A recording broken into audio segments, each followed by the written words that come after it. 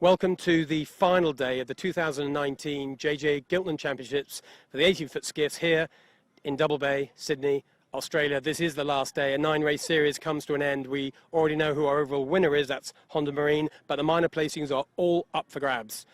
Today's sponsor is the Kitchen Maker, and I had a chance to talk to Darren McAvanagh from the Kitchen Maker, one of our keenest sponsors, but he's actually not in Australia. So I've managed to get hold of Darren. Darren is in Switzerland, unbelievably enough, and he's agreed to talk to us. Don't ask me what time of the day it is there, but look, Darren from the Kitchen Maker, our sponsor of the day. You're one of the most enthusiastic sponsors and supporters of skiff racing. Why does it matter so much to you? Thanks for the time, Mark. Yeah, I'm in Switzerland at the moment, as you said. I just love the sailing. I sailed on and off for 15 plus years. And it's nice to give back to the class. I mean, so many people down there give so much to it. So it's good to sponsor. It's built a good relationship with one of my suppliers, Caesarstone too, because they're a big supporter of it as well. But yeah, I mean, it's great racing. It's, as we commonly say, it's the most competitive racing that happens on a weekly basis anywhere in the world. And, you know, hope we can keep at it a bit longer. And I mean, you know, the winning family's instrumental in it, of course, and so many others, but it's, you know, it's a huge part of Sydney and it's a great time for everyone. How do you reckon your crew's going this year, colouring your branding? Oh, they're doing well. I did beat them in Garda, which was nice, and I'm going to sail again in Garda this year, but I don't think I'll be able to come up to their mark. But yeah, we're hoping for a top 10, and I think they'll get there. So they're having a good time, and that's the main thing. Well, Darren, awesome that you keep supporting the class, and thanks for making the effort to join us from Europe. And we're all going to watch what happens on the final day. Thanks for being the daily sponsor. Cheers. Yeah, can't wait to see it all unfold. So nice to get a few words from Darren all the way from Switzerland. That's one keen sponsor, that's for sure, which the club, of course, relies on. He's got a pretty keen race crew. Lads, how's your event gone so far? Up and down, but lots to play for. Yeah, look, up and down. We've had some good results, some top fives, which we were looking forward to the whole way through the regatta. But unfortunately, we've had a few mishaps, but that's a regatta, and that's how it's been going. Hey, look, the Kitchen Maker Caesarstone has been pretty competitive, Tom, this year. What do you put that down to? Oh, I think just good teamwork. We seem to really bond together. Having only sailed together for this season, I'm really happy with how we've all gone together, and the boat feels great and it's going well. And this is obviously more JJs to come from you guys. Are you planning to stay together as a crew? Yeah, as far as I'm aware. Good point. And in general, this is a relatively young crew in experience and in age terms. Does that give you an advantage in any way? Yeah, well, we think so. And we've come to it from different sailing backgrounds to a lot of the traditional skiffies. So we bring that, especially in the short course stuff, we find that gives us a bit of an advantage. And not just that, we'll be here for longer. So look out, everyone. Yeah, look, Kitchen Maker have been super competitive this year. A newish crew got together, just shows that new crews, young crews can be very successful on this circuit. But don't forget, today is the last day. We'll be live from the Camera Cat at 2:30. Don't miss a second of it.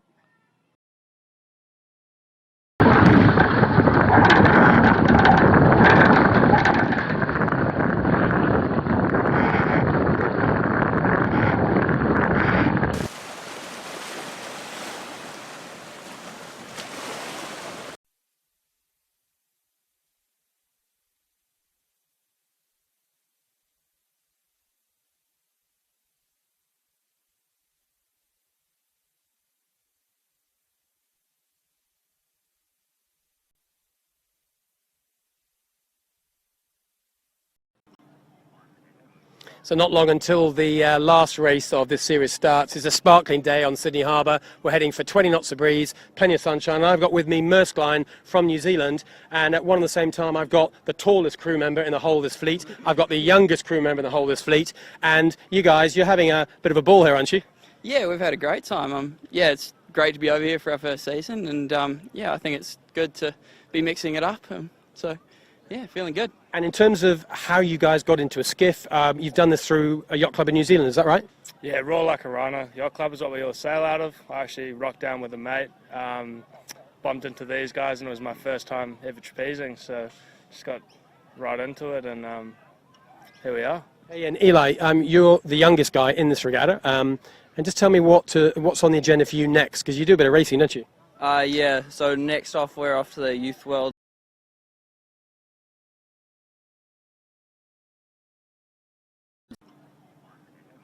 So not long until the last race of this series starts. It's a sparkling day on Sydney Harbour. We're heading for 20 knots of breeze, plenty of sunshine. And I've got with me Line from New Zealand, and at one and the same time I've got the tallest crew member in the whole of this fleet. I've got the youngest crew member in the whole of this fleet, and you guys, you're having a bit of a ball here, aren't you? Yeah, we've had a great time. Yeah, it's great to be over here for our first season, and yeah, I think it's good to be mixing it up. So, yeah, feeling good. And in terms of how you guys got into a skiff, you've done this through a yacht club in New Zealand, is that right? Yeah, Royal Akarana Yacht Club is what we all sail out of. I actually rocked down with a mate, bumped into these guys, and it was my first time ever trapezing, so just got right into it, and here we are. Hey, and Eli, you're the youngest guy in this regatta, and just tell me what's on the agenda for you next, because you do a bit of racing, don't you? Yeah, so next off we're off to the Youth Worlds in Poland for the 29er class, and that'll be a good fun regatta, really competitive, yeah. A lot of people talk about how hard this fleet is to get into and then to sail the boats. What does it feel like to you? You're the youngest guys here. Oh, I mean, it can be a bit daunting kind of getting into these big, powerful boats. I don't know, I'm all for encouraging people to try it out, because at the moment we've got a lot of boats and not that many people to sail them, so yeah, I mean, I'm all for encouraging younger people to come and start and keep going. We need people to take the challenge on, don't we? But you must be inspired by the performance of Honda, ASCC, SeaTech, etc. It's a very powerful squad.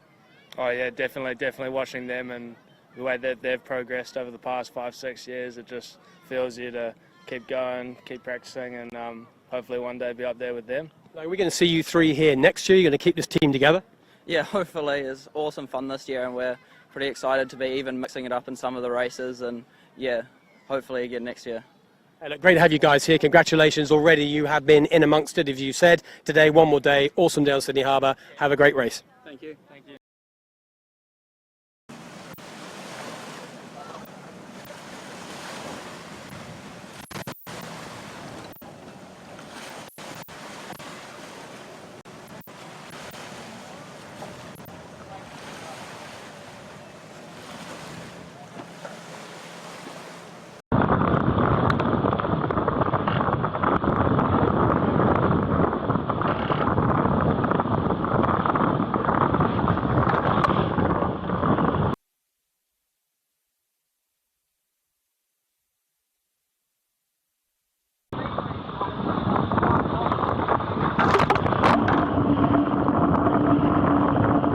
From the boat park, here we are. I'm with John Winning Jr., or Herman as we prefer to call him.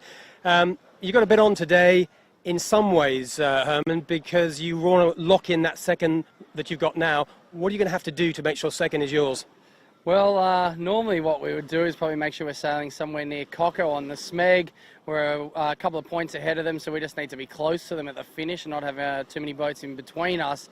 However, given the fact that they're still fighting it out to make sure they get third place, I think with maybe the Kiwis, possibly also ASCO, then I think we've got to be a little bit kind to them, make sure we don't hurt them too much, because we don't want to take them out of their third place whilst trying to protect our second place from them. So for us, I think it's going to be going out there, sailing fast, hoping that we're in front of them and just making sure that we stay somewhere near them in the points, hopefully in front of them. And conditions looking pretty good, might even get up to 20 knots northeasterly. Does that play into your favour, or does it make it a little harder? We thought we were going to be quicker with the big rig, given the SRD and the fact that we've got two, I'd say, very old sails, certainly a very old jib with our little rig. However, the other day when it was fresh nor'easter, I think it was a Tuesday, we went just fine. So we've done a lot of work on this jib. So it looks a bit like Frankenstein, but it seems to be going well. So we're quite happy with it. And you got the A-team on board, is the same crew? Yeah, same crew, Sevi and Sam. So Sevi was lucky enough to be able to be given a leave pass to finish the regatta with us. So it's very kind of his Etchell skipper, JC, to allow that to happen and allow us to finish the regatta as a group. So probably should have a big thanks to JC for that one. Yeah, awesome. Look, Herman is CEO of the Winning Group, as well as being a top skiff sailor, and you're the event sponsor. Just for a second, from an event point of view, as the event sponsor, as the boss of that company, I know that Honda Marine have kind of cleaned everybody out, but apart from that slight issue, how's the event gone? Yeah, no, we've really loved it. I think obviously, you know, to yourself and the whole production team that have done the live streaming and all the footage, it's been second to none. I've seen, you know, many events in sailing that have probably got productions in thousands of times more bigger budgets than what we've run this with here, and I think it's really made it quite special. And obviously all the spectators out on the ferry every day, super loyal, yelling out every day. It's been quite a phenomenal event. I think those sponsors that have been able to come down with their guests and make the most of it are really the ones that have seen the best value, and I think it's as good as I've ever seen in terms of a turnout, both on the water and also on the online viewing. So it's been quite good. And next year, are you going to be back? Yeah, well, if we come second or third, which is I think our possibilities after today, I think it's pretty hard to end on that. So we're talking about possibly looking at another one next year to try and win it back off the Kiwis. So Awesome. watch your space. Well, good luck today. It's going to be a big last day out in the harbour. Remember, live from the Camera Cat at 2:30. Herman, thanks for your comments and thanks for sponsoring the event overall. We're live at 2:30. Do not miss it.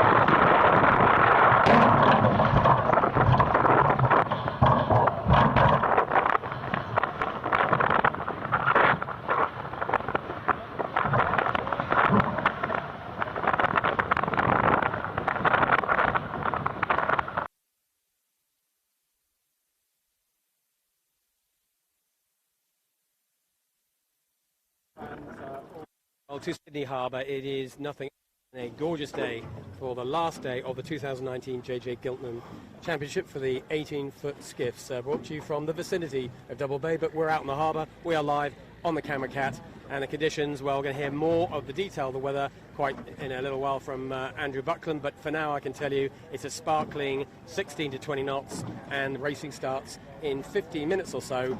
We're on the classic course by the looks of it, Jimmy Berry. We'll get you to talk me through the course in a second, but it looks like the course that we had right at the beginning of this week for several days before the slightly iffy, rainy, cloudy weather joined us. But today, Jimmy Berry, the weather is good and the course is looking nice as well. Yeah, Mark, thanks for that. The course today is going to be course one, our classic nor'east course. Absolutely gorgeous day. So today's course, we start down here in the vicinity of Clark Island. The guys will work all the way up to the Beachel Buoy, up near the Sound Pigs. They go around that mark, then set their spinnakers, run down, get around Shark Island, jibe around Shark Island and run down to Clark Island. Once they're around that, they work their way all the way back up to the Beachel Buoy, go around that mark again, and they run straight down the harbour, straight back to Clark Island, where I think we're going to see plenty of boats leaping out of the air. They go round this mark, working their way back up to the Beachel Buoy for the final time, set their spinnakers for the last time in this JJ's, run down around Shark Island, and then jibe around Shark Island with the finish off Clark. It's going to be a great day. You're going to see all the best action, as you always do, from the camera cap. We've got drones, we've got multiple cameras, we've got cameras on board some of the skiffs today, so hopefully the technology holds up. You're going to see a great vision. Whatever happens at the end of this northeasterly race, we already know Honda Marine, they closed that out yesterday, but there's a proper battle for second, third, fourth, fifth, and we're going to be talking to you about that during the day. With me today, Jimmy Beery driving the boat. You've already heard from him, and we have got Andrew Buckland back as our guest commentator.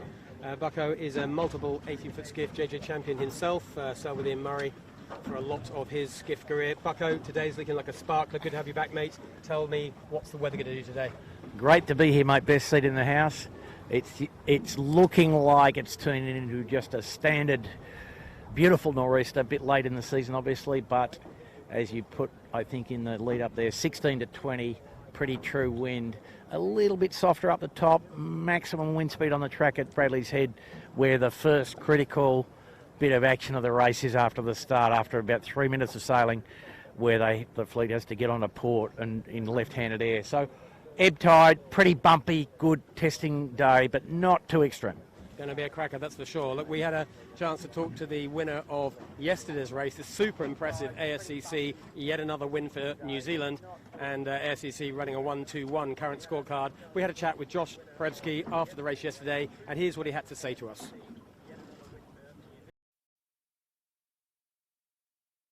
So race 8 is over, light and tricky day, and our winner was ASCC. Josh, you've scored a 1-2-1 the last 3 races. You'd be pretty happy with that? Yeah, we're happy with that. You know, today was a really challenging race, a pretty long race, and we got a good start and managed to work our way down and just stay in front. And that, I think that was the difference, just being able to get around the bottom mark a bit in front, and from then you can pick, or you got a bit more easier course up the beach, picking the shifts, and it was really challenging, but we started pretty happy with how we started today. Yeah, it looked complex out there. And how much of the day do you think you spent looking forwards towards what was happening, and how much looking back on what the other guys were up to? Yeah, I guess on the uplands we had our head out of the boat and trying to look forwards, and then downwind was a bit of the opposite, because the breeze is coming from behind you, so you've got to be really proactive as to where the next puff is going to be. So, we're happy with how it went, and just head out of the boat pretty much the whole time. And it seemed that some of the opposition were kind of hitting corners pretty hard, and you mostly were finding a way up the middle, and it seemed to work for you. Yeah, it was really challenging to see what was actually happening with the breeze, because it was quite cloudy and quite overcast, but we sort of just sailed with what we had and seemed to find a few lifts, so that's what it was about in the end, yeah. So for the overalls, you've got an outside shot. Well, not outside. You've got it's tough but doable to get a 2 or a 3, but 4's looking pretty safe for you now. Yeah, it's good considering where we were earlier in the week. Good to come back, and we had a bit of bad luck at the start of the week, but happy with how we're going now. Yeah, well, look, very impressive sailing today. We love watching you sail, and good luck tomorrow, and hopefully you can get yourself up onto that podium. Cool. Thanks very much. Cheers.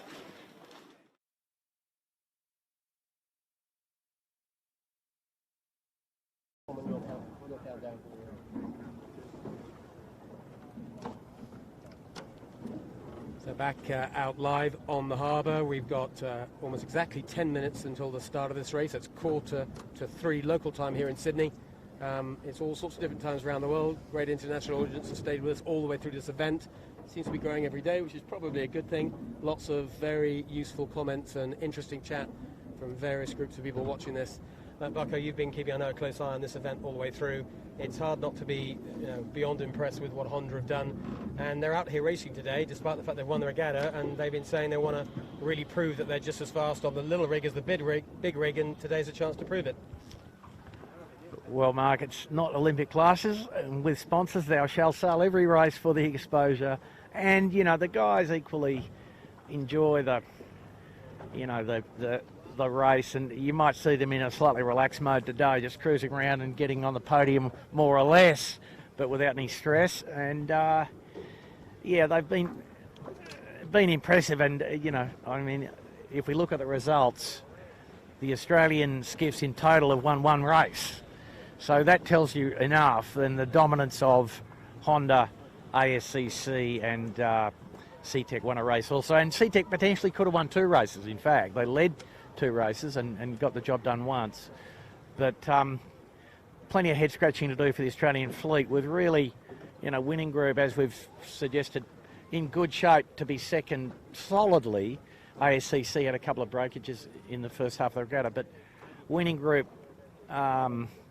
close to the money, and you'd expect that with you know, two professional sailors and John Winning Jr. at the back of the bus. But the challenge remains from the Kiwis. It's pretty serious. It is pretty serious for sure. Remember that it's been a few years since the Kiwis have been coming here. They've been getting a little bit better every single year. Nearly won it 3 years ago, won it clearly last year, and this year won it with a day to spare. That's pretty clear which way they're going. Now, there's lots of battles within battles here. The key battle for second and third is, as we've said, between Winning Group and SMEG. It is possible also for ASCC from New Zealand to be third. It's mathematically possible. It's not probable, but they could do it if they win today, and SMEG are worse than, I think it's 5th or 6th, and ASCC could nick third place. Wouldn't that be another result for New Zealand? ASCO also looking like they could, they're currently, I think, in 5th. They could actually get to 4th. They can't quite get to 3rd, I don't think. Anyway, you'll probably have the scorecards in front of you. You can work all the maths out for yourselves. But as ever, after a series, Bucko, like this, 8 races completed, you get little one-on-one battles developing, don't you, for either 2nd, 3rd, 4th, 8th, 9th, and probably 17th and 18th. They all know who they've got to beat today. So it's kind of like a one-off regatta. Yeah, no, that is so true, and you're right. It does extend through the fleet. The guy that there's nobody wants to get the wooden spoon. The guy who's 10th wants to be 8th, etc., etc., etc. That is always the way. Jimmy Berry, ASCO have not had the series they want. I know you know those guys really well. You talk to them a lot. James Doran said to me as he went out, left the boat park, just got to finish on a good one. He looks frustrated, but these are his kind of conditions. Yeah, I really do feel for Doz. I've been chatting with him all week. He's just sort of, you know, things haven't gone his way, and that's just, you know, unfortunate. But I really do hope that those boys can really turn it on today and maybe try and take one more off the Kiwis. I know Graham Catley was walking around before, still with the world's biggest smile.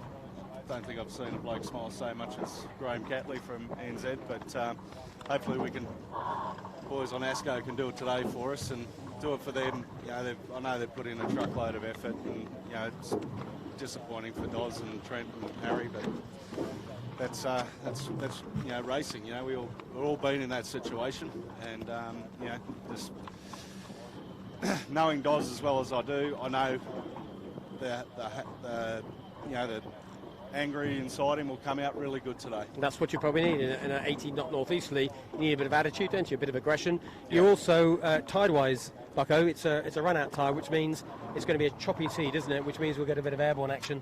Yeah, big ebb, a big tide here. You know, the waterfront cafes would nearly had their floorboards floating away, and peak flow is pretty much middle of the race. So, and as we know, that historically the bumpiest spot tends to be around the Nielsen Park region, and also with some spectator wash, plenty of bump at Bradley's Head, where the spectator traffic and just the passing traffic tends to get concentrated. Yeah, so that's the 5-minute gun you just heard in the background there, so just a little. That next gun will be your 4 minutes. We'll give you an accurate sound check there.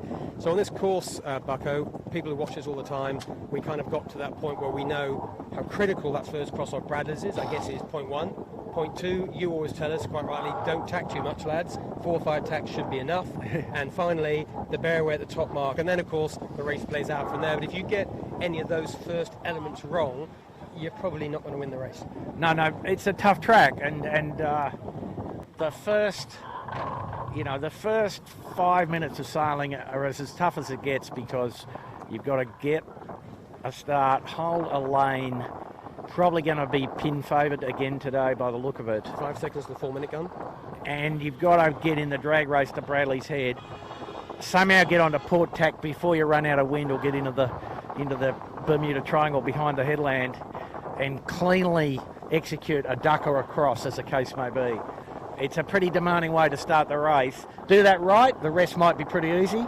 Do that wrong, and the rest might be pretty miserable. And then, of course, the other big factor that we've talked about, let's remind people now, is this is not a 2-lap race, this is a 3-lap race, and often it is all about lap 3, because by then everybody is tired. It's been a long week. We've got some pretty fit athletes in this, but the 3rd lap in a skiff, in this kind of northeasterly breeze, particularly when it's choppy, is a proper fitness aerobic test. Yeah, mate, that's dead right. And just to remind the viewers, you know, it's almost exactly, just depending exactly where the start line is, a 2-mile beat. Tide going out today, shortening the beat a little bit. But 1.5 mile run to Shark, but with 3 or 4 jibes, depending on exactly what transpires. And then the leg from Shark to the bottom mark, about 0.8 to 0.9 of a mile. And that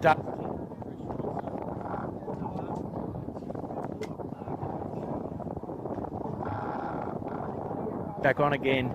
Heart rate is definitely elevated, let me tell you. Just more than 3 minutes till the start. We were just watching the winning group onboard shots. Then we've got a camera on the winning group, and I think we've got a camera on Smeg as well. And that could be one of the telling battles here. We expect Honda Marine to start clean in the middle like they normally do, and then try and find the boat speed. Well, we haven't seen that many races in these conditions. Honda Marine, if they've ever had a boat speed issue, the only time we've seen it was in the 21 knot northeasterly at the middle of the week, where they were admittedly on a big rig, like a lot of people were, and everybody's caught out a little bit uprange, but that was the one time we've seen them struggling for boat speed. Let's see how they go in the number 2 rig. I know that they're determined to prove it. There's a slight question mark about them in these conditions. Well, we're about to see if that is a real question or not. So far, everything this event has thrown at them, they've cruised through it. They answer all the questions, looking like true champions. They are our champions. That is all done and dusted, but I know they want to go out in style, so let's see if Honda Marine can bring it home in this last race. And that battle between winning group and Smeg, going to keep you right up to date with that all the time. And the bigger picture, as you said, New Zealand fan, you're backing Team There's only won one the 8 so far. You want one Kiwis to bring this home as well. So as we said, there's red teams. It's all coming together nicely for the last race of this year's championship. So, Mark, we might see Honda Marine take some risk on the start line today, which they can now afford, right? I.e. get in row A. They can afford it, you're right. I just don't think they will. I don't think it's in the DNA of how they race. They have a way of operating, and it's a very good way. I think they have a real process, and I think we're going to see it again today. I think they're going to make another good conservative start. We will see. We're not far away now from the 1-minute gun. Set your watches, few seconds to go. There it is, 1 minute till the start of race 9, the final race of this year's championship. We have 25 boats, we've got 5 countries, we've got ASCO, not for the first time, getting caught high at the start line and having to sail downwind with 45 seconds to go. It's going to be another slightly wobbly start from ASCO. That's not really where you want to be, outside the line with less than a minute to go, unless, of course, you're intending on a port tack start. That ain't going to happen today, I don't think. And down at this end of the line, our usual suspects who like this end. We've got Royal Oak, we've got Ilve, John O'Whitty on the helm of the Ilve machine. Yandu, John Winning, and the hard right. They've got Yvette Heritage on Quality Marine Clothing. They're looking for a good result to finish this series. They're currently lying in Wooden Spoon. She'll want to do something about that if she can.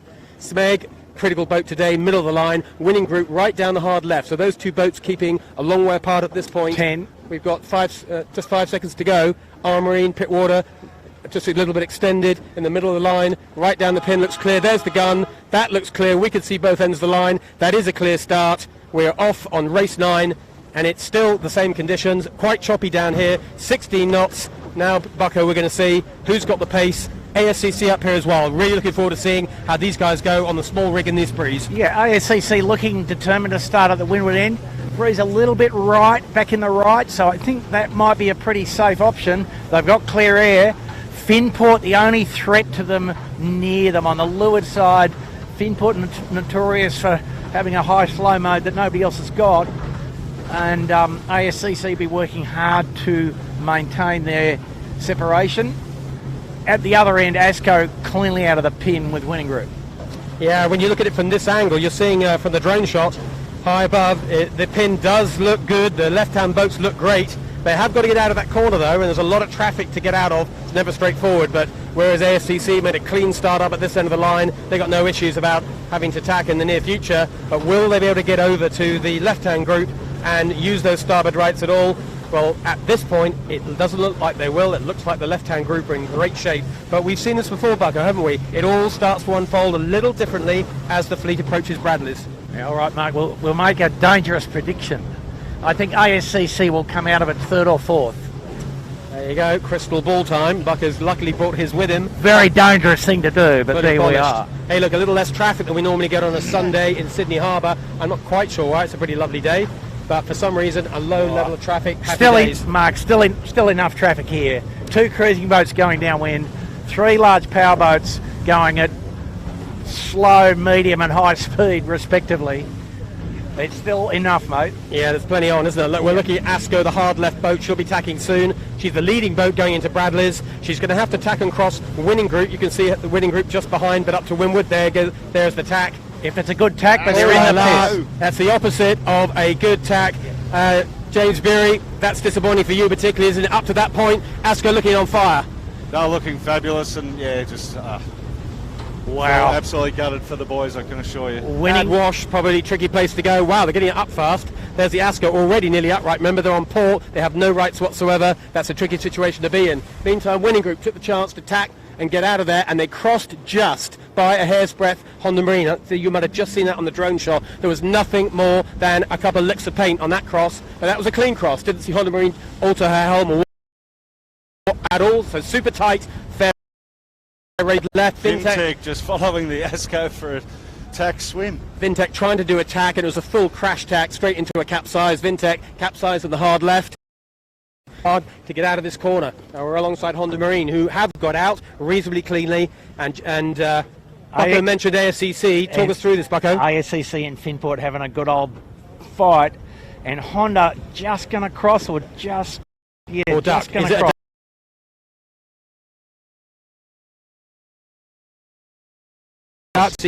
By 20 feet, 10 feet. Yeah, that was tight enough, gave Honda Marine a bit of a wobble, a double look under the boom by David Diarmid, but he got away with that one. Asco, remarkably, have recovered. They capsized. They were leading on the water briefly. They capsized during the attack, proper capsize, and they've already got upright, and they're still in the leading group. That shows that Doro's boys, there's nothing else that Jimmy, they're pretty determined today. Mate, the fire in the belly will be going 100 miles an hour with those boys, and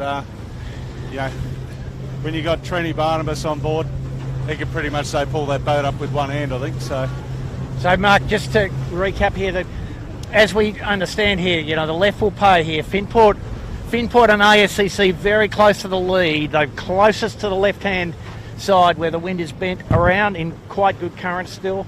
On the water at last cross, winning lead from Honda, and Finport and ASCC were next, third and fourth. And the middle of the fleet, we're actually right in the middle here. There's Bing Lee, lying in 7th overall. Mick Lane wants to do something about that to leeward. Asco, who did, it's hard to believe, they have capsized. Look where they are, that's remarkable. Ahead and to leeward, winning group. So the best of the right-hand boats is winning group, and the best of the left-hand boats, the very hard left, is Finport and ASCC. We're trying to get a visual on Smeg at the moment. Can't quite see them. I can see they're kind of middle of the pack. Middle left, not looking great at the moment. A lot of traffic ahead of them. So in the battle for 2-3, it's early advantage to the winning group. Sorry about that, Bucko. Little capsize on board our boat. Winning group looking pretty nice. And winning group deciding, Bucko, maybe they're taking your advice of don't tack too often. They're coming out here on the right-hand side. They just actually tack in front of us as I say that. But they're leaving boats on the left, trusting that a lack of tacks and boat speed can maybe make up for it. But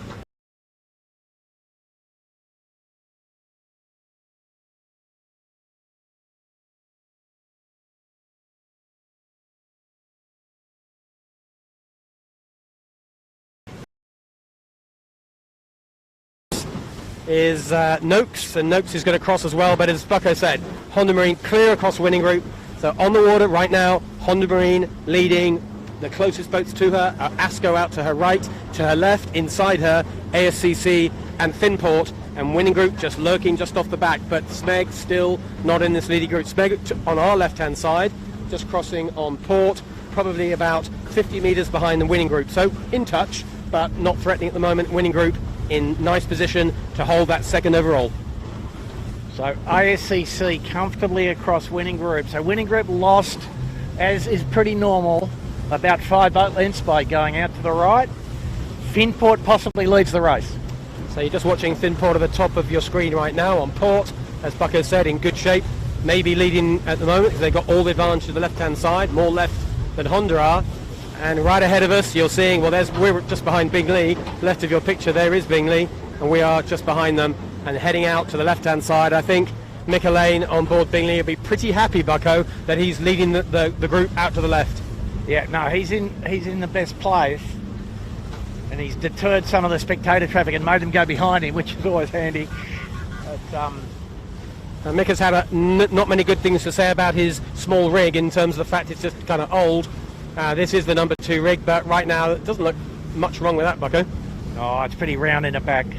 Both sails are too round in the back, mate. Look at the second batten in the main. Sorry, the bottom batten. The back end of it is twice as round as it should be. So there's Bingley firing off to the left-hand side. She's well across Bergenhead Point Marina and Kitchen Maker and Rag and Famish, Panasonic Lumix from the USA, and Del Zotto. That's the group in the hard left. But Bingley, there's Bingley just in front of us, carrying on. So Mark, the other thing to note here, breeze quite a bit softer now, just this bit up the track here, particularly in the bay to the left of where we are. To the left of Bingley, Bingley's sailed in good wind, but the boats that went further into the bay have sailed without a great deal of wind for a period, most of the peloton. And we noted before the start that the wind reading from the top of the track wasn't as high as we might have expected. So we're expecting, what, more like 16 at the top mark? Yeah, 15 I would say. It's more than 15 right now here, isn't there? We got a little bit of a puff here. Yeah, no, the puff against the headland here where we are with Bingley. Yeah, classic convergence. So Bingley throwing attack, nice flat water, easy job to do, lovely tack, great technique from Bingley. She's now got a series of crosses or near crosses. Here's the first one, winning group marginally ahead of her, half a boat length, maybe less. Almost, no, not quite a duck, but that was super close. Yeah, ASCC next across, a bigger gain for sure. Then it's going to be Finport, then it's Honda Marine. That looks like our top 5 or 6, although out on the far right-hand side, too far for us to judge right now, is Asco and Noakes. We'll have to see how they play out, but we suspect our leader will come from the left-hand side. History tells us, Bucko, that's the place to be. Yeah, history tells you want to be exactly where Winning Group and ASCC are now, so... As the crosses in the middle, Bingley cross very close behind Finport, so not much between this top 5. There's been no more than the odd boat length between any of them. Honda Marine maybe 3-4 boat lengths clear of Bingley, so Honda on the water are the leader. There's just an outside chance that someone like Noakes could come out of the hard right. Probably not. We're still seeing Honda as the leader on the water, the bowman on Honda. There's Brad doing a bit of a fix, so some kind of an issue they've got on board Honda, but don't worry, Honda fans, wasn't too big an issue. He only spent about 30 seconds on the bow. And ASCC ducks Finport, so Honda leads clearly. So Honda cleared whatever that problem on the bow was, they've sorted, and they carry on clear across ASCC. We say clear though, Bucko, there's still only a couple of boat lengths here or there. It's this is a close race. No, it's a proper yacht race. And coming into the hard left, right in front of us now, there is Finport. Definitely an improving last couple of days for Keegan. He's got himself up into 6th place. He's a long way back from 5th in points terms, but he wants to show also a little bit of unfinished business, show what he can do in a small rig too. Try and recover a bit of pride for the Aussies, try and stop Kiwis winning yet another race. I mean, Mark, they were surprisingly quick yesterday. Historically in that downrange stuff, they haven't been very good.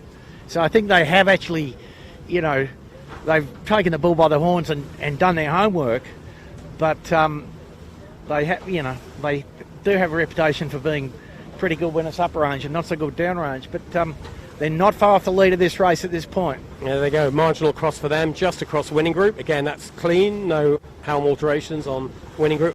Another half boat length.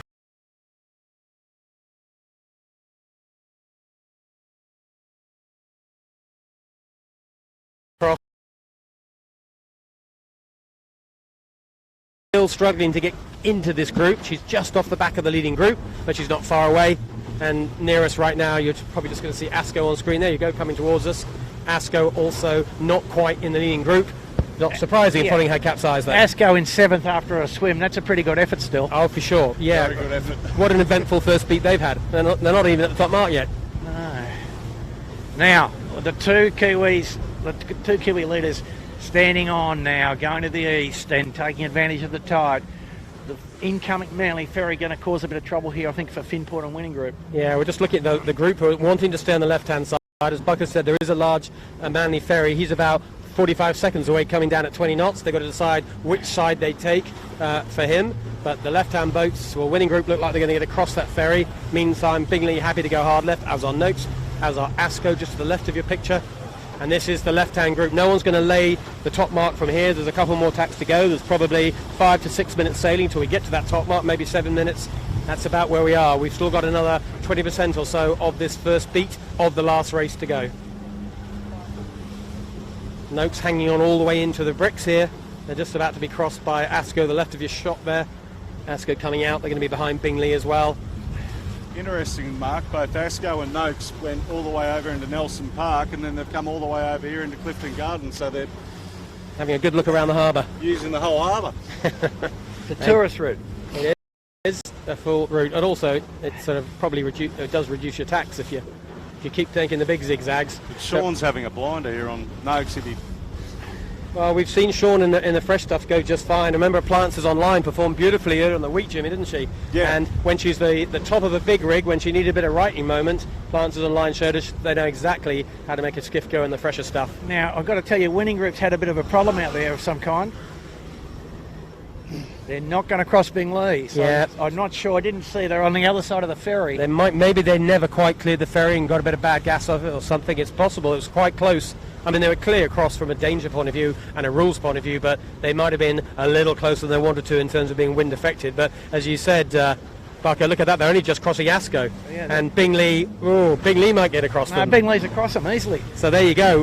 Winning Group dropped back a few places. It could have just been a shift, or it could have been that it's just very... No, I think there was some wave or wind issue. Okay. Yeah. Too big a loss just to be a small shift. Too big a loss, exactly. Yeah, copy that. So here we go. We got Noakes trundling on very nicely. She's just hanging on to the back edge of this leading group.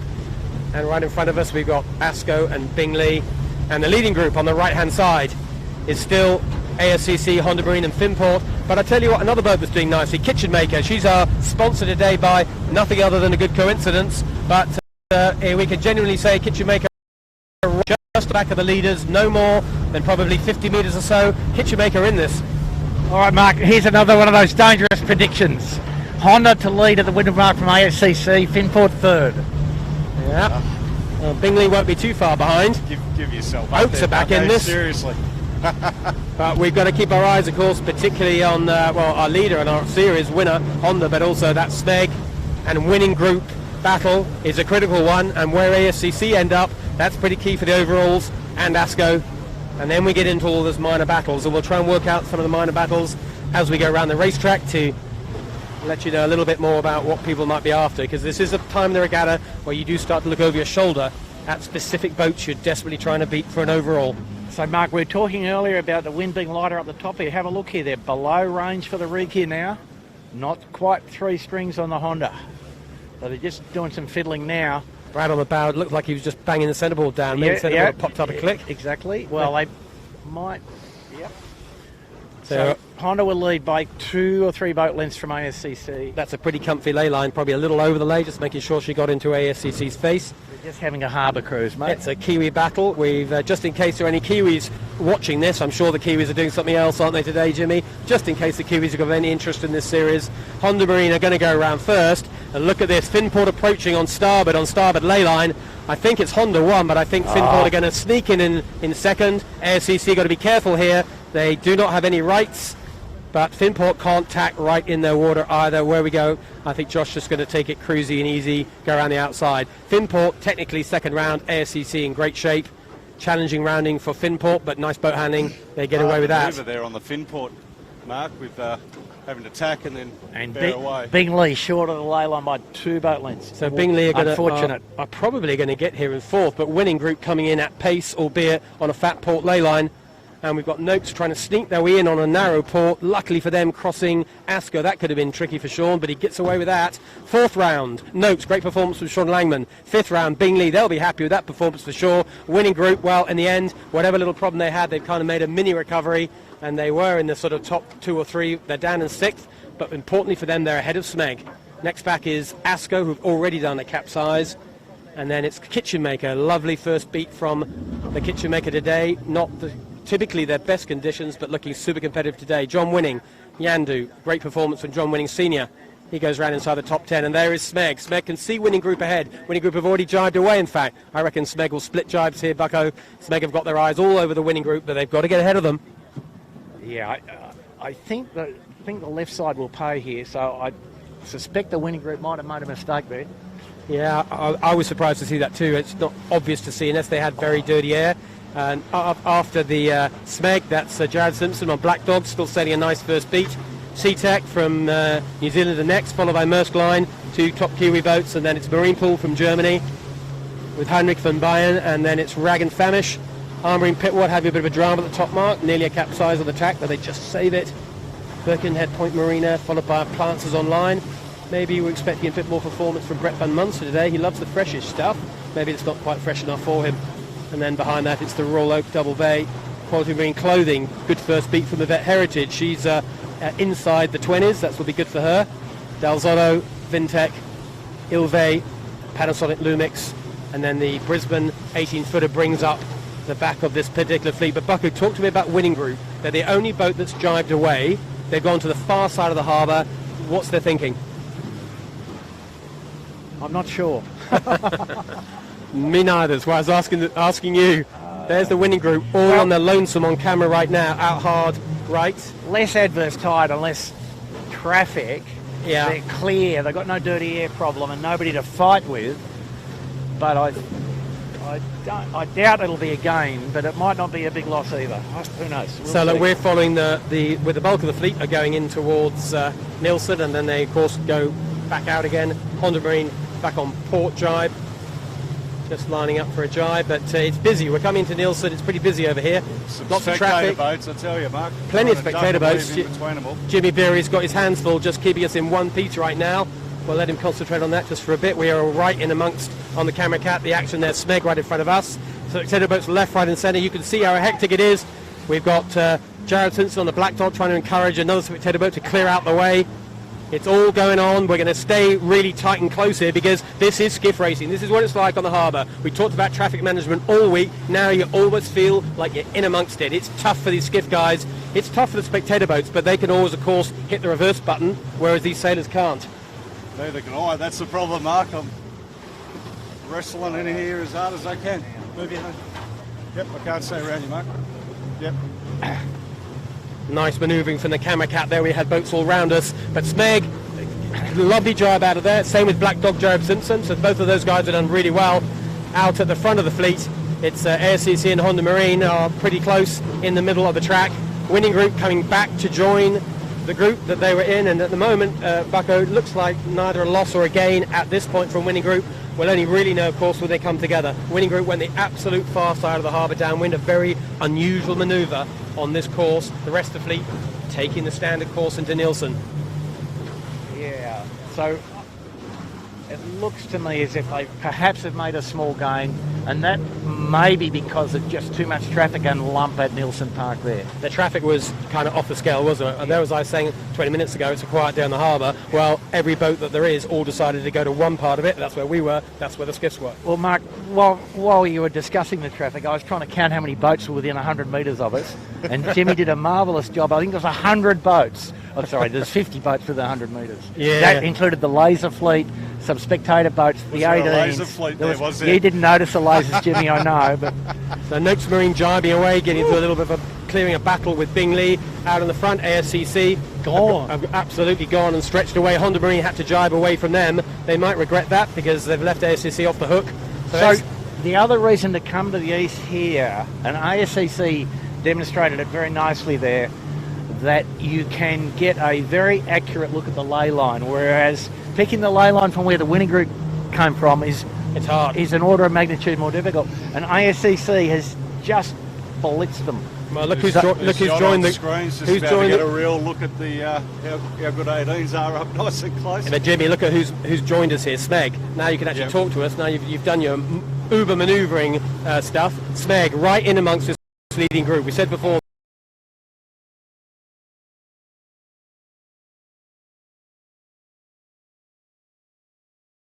But he's in amongst the best boats. He's ahead of Bingley, he's ahead of Asco.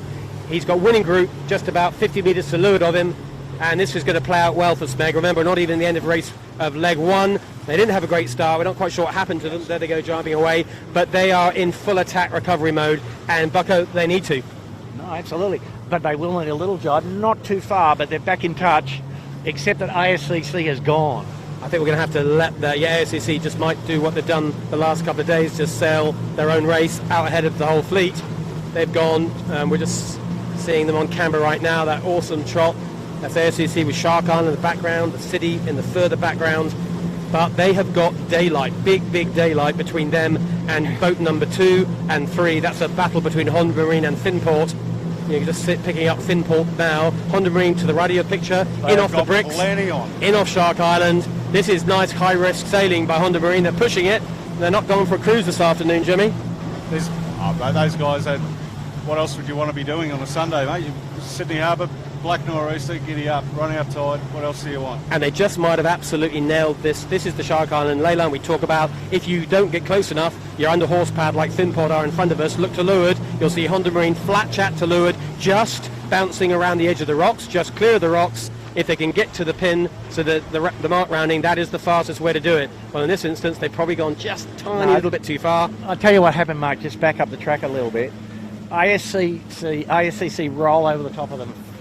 The Honda Marine jibed away to clear their wind, went 50 metres, and that's what's cost them here coming in. Look at that. They just got a little bit too deep on the ley line. Massive distance, wasn't it? So look, technically, second round was Finport, but Honda Marine in the box seats. They've got the advantage of the inside line. They'll jibe first. First round by a country mile, ASCC from New Zealand. Second round is Finport from Australia. Third round, Honda Marine already got the advantage. And looking behind us, you can see on the camera, there's a lot of boats coming straight at us. We're going to tell you how that develops. We'll stay here, watch them going around. The next round in fourth position is Winning Group. And guess who's the boat directly behind them? No other than Michael Coxon on Smeg. That battle for the second overall, which we thought wasn't going to quite develop because Smeg couldn't join the leading group. Well, they've joined them in no uncertain terms. They're right behind the Winning Group. And whilst that was all going on, Honda nearly in the tide on the jibe. All right, Bucket took us through the jibe. What happened?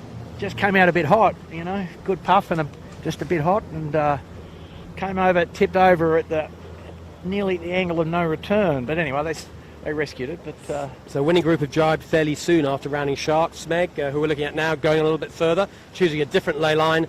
That's an intriguing battle between those two. Remember, Smeg's got to recover a few points off Winning, so first of all she's got to get ahead of her, then she's got to put some boats between herself and the Winning Group. Michael Coxon doing all he can for now. He's got 2 and a bit more laps to make that stuff happen. Next around, Noakes Marine, Asco, off camera but a little bit high of the ley line, but they were the next round after that. Then it's Bingley, and look, what a great performance by Jared Simpson, the Black Dog.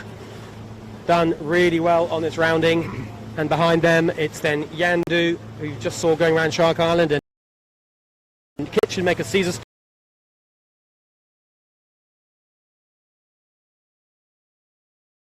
And the Black Dog from UK.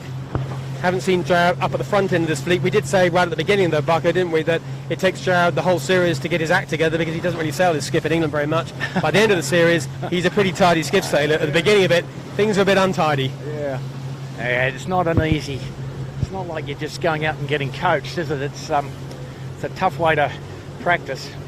And Asco in the background looks like they're going to be popping into the Royal Edwards here. Yeah, but it's a VMG run, Jimmy. Yeah. I think they'll be okay. They're okay. They're just on the front of a big letdown. Look, we won't even try and get down to ASCC, who are so far ahead. It's like they're just sailing on a different boat right now. They'll be a lot more than a minute clear, and that's at the kind of boat speeds we're talking about downwind. That's a lot of distance. They're just doing a short little double jibe at the bottom mark to get round that bottom mark, and we'll just keep an eye on them. Actually, they have to jibe for a ferry, a very unhelpful spectator ferry. You might see in the far distance, top of your camera, there is the island they're going around, and there is a large blue ferry that came through there just when ASCC didn't want them to. but staying cool and calm. Looks like, to my eye, they've done that very nicely indeed. They've spent a bit of their lead, but they're safe, they're upright, and they've still got a handy head start on boat number 2, which is looking like it's going to be Honda Marine. They stayed cool enough through that. Bucko told me they had a bad jibe, but kept it upright, and then it's Finport in 3rd position. Next back is Winning Group, along very close to where we are on the camera cat, followed by Smeg and Noakes, Bing Lee, and the Black Dog from the UK. That's your top 7.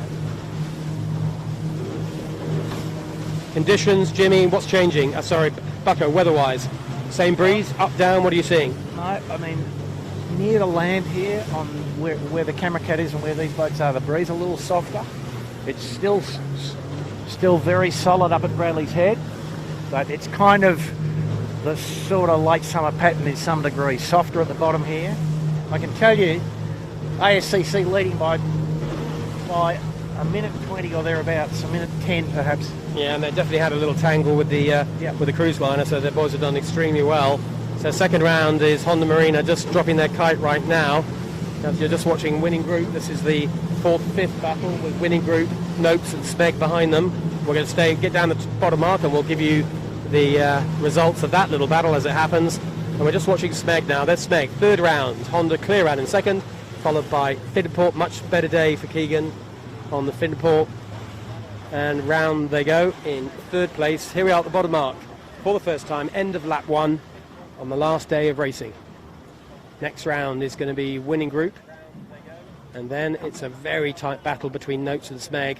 Winning Group hoping that they can get Noakes in between themselves and Smeg. It'll take the pressure off them a little bit. Winning Group go around next, and I think Smeg is going to get inside Noakes here. Yeah, looks like she's inside now. So it's going to be a deep last entry from Smeg. It'll be slow and deep and a little tricky, but he's bow forward on Noakes. That's the key thing. He's got inside rights. He'll get a lane out of here, which means he can keep in decent shape and have a shot at winning. Bucko, is there any thoughts in the skipper's minds about attack away here, or have they got to go to Bradley's? No, you must go to Bradley's. You know, unless you're absolutely fully gas masked, you have to go to Bradley's. More pressure, and if the progressive header, as we've noted, the gain is just too great, and Noakes foot. No, Noakes is going to tack. Only be a short one though, right, Bucko? Yeah, and they've got the opportunity to do so because the downwind fleet is primarily past them. There's so much dirty air. If the peloton's above you when you're at the bottom mark, very difficult. Look at Bing Lee here now, just about stalled out there. Yeah, but she's just going on the beginning of the sort of leyland up to Bradley's. Asco next round, we're just watching now, and I look at the jam here. Yandu getting inside the Black Dog, just. Appliances online, super close. There's just half a boat length here, half a boat length there. Jarab Simpson calling appliances online, not having water. Lots of verbal advice from boat to boat. That often happens on these rounding. Lots of chat. Who had rights, who didn't, who had water.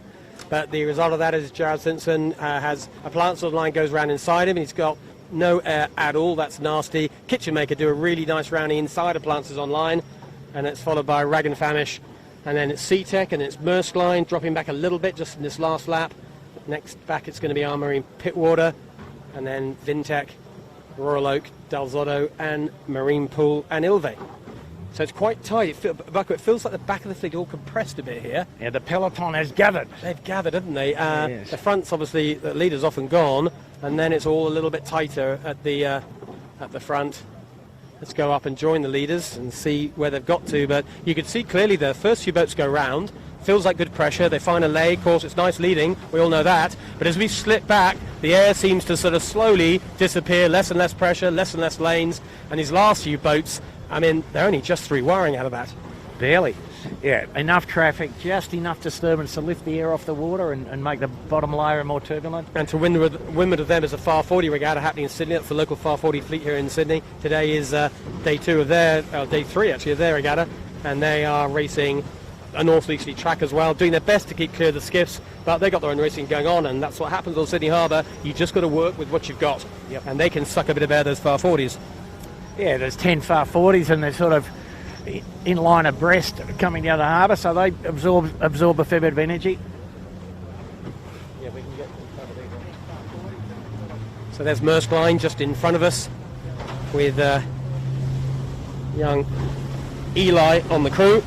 In the middle of that boat, he's one of New Zealand's top 29ers, just 16 years old, youngest guy in the fleet. Oh, that's fantastic, I think. Looking beyond comfortable. I was just watching the boat handling as they went round there and the whole body language, and it looks like he's been doing this all his life. Well, the 29 is a pretty good training tool, I think, Mark. And I just remember, the first time I sailed an 18, I was probably 20. And 1920 or 20? 2019, I don't know, mate. But coming sort of more or less from a cherub, I suppose. And the comment Eli made was a good one. He said it was a bit daunting. Well, that's exactly the feeling. And it did take me perhaps a year to feel vaguely comfortable. So interesting, isn't it? But great, at the age of 16, fantastic. And Eli's going to find he goes back to a 29er and it's going to feel so comfortable, it's just going to go faster. So great experience, great initiative from the Akarana Yacht Club in New Zealand. I think I pronounced that correctly. And I know they've been right behind supporting the Maersk Line crew, making sure the youth with the talent. The mighty Royal Akarana, son. Royal Akarana. Well, they're making sure the youth with sufficient talent and commitment get a shot at the 18s. What a great experience. And they're doing their club proud today. So back at the front of the fleet, it's sort of situation normal, ASCC extending, showing no shortage of pace on their number 2 rig. And of course they're leading, and we've seen them do that the last couple of days. And one thing we've seen for sure, Bucko, we've talked about that boat handling all the time, just fabulous boat handling. But they know how to lead a race, don't they? And some people kind of do, and a lot of boats struggle with the pressure. Yeah, but you spend time talking to the ACC boys, but what you're struck by is their calmness. You don't hear any noise from the boat. You talk to each of the boys; they all know what's going on. And it's just unfortunate they did have some mechanical issues earlier in the regatta because, as you point out, they clearly know how to lead the race, and they haven't given much back all week, have they? Right. If they've got to the lead, they've kept it more or less. And if you take away the broken trapeze hook in that race a few days back when they were heading for certainly inside the top 5, maybe better, well, that whole series would be changed. They would be right in the mix of this. They'd be in the battle for 2, 3, 4 for certain.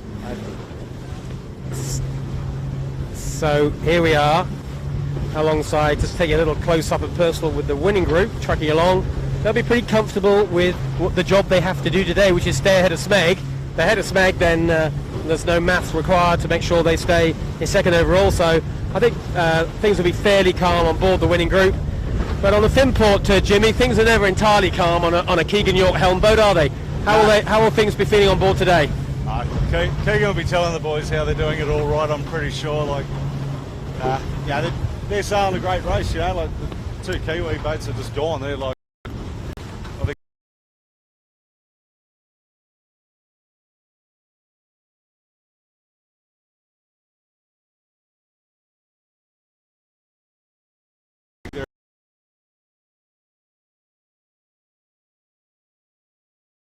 Hopetown is a 1902 steamer, and it's a fabulous piece of kit. It's part of the heritage fleet, Jimmy, isn't it? I think it's being skippered today by Alan Everett's dad. Yeah, Rob Everett. Rob. Steering is the helm on that. And it's an absolute beautiful boat. It can be chartered for the day through the heritage fleet, and it's you won't be disappointed going out on that. It's a full proper experience.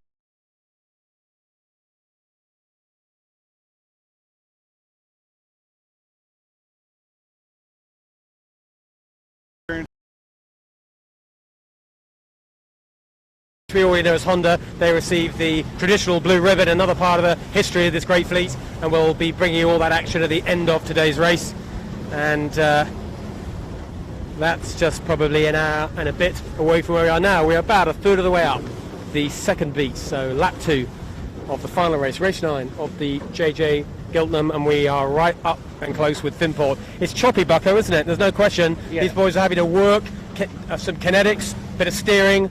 Getting the trim right for these conditions is pretty critical. Yeah, they're just trying to keep the bow in the right place. But we up close and personal with Finport, you see excellent trapezing, all low.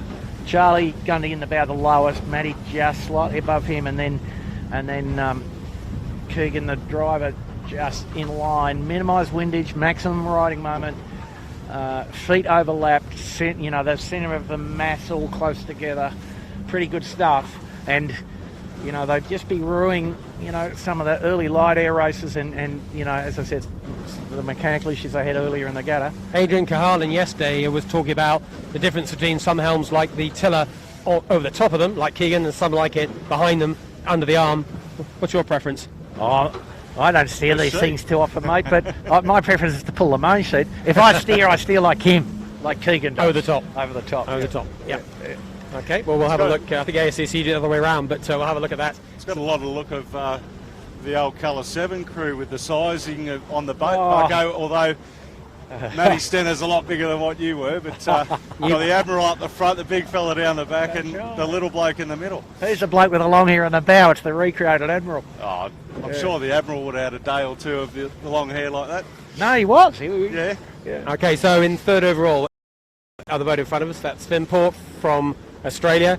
Our leader still, ASCC and Honda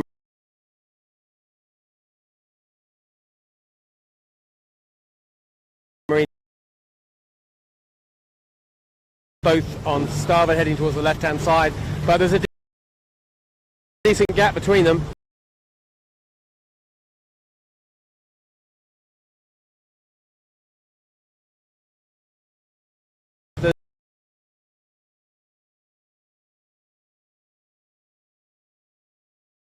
The track, Bucko, does open up a bit, doesn't it? There are options on the next downwind, but from the next point of view, they've got to make something happen here. I think what you'll see is winning group coming to this western shore, which might be by this time of the afternoon the correct side to come down the run.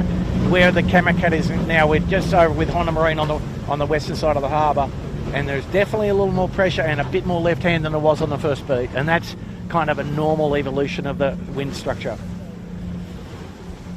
So downwind, we'll have to see if we get a split between those two boats.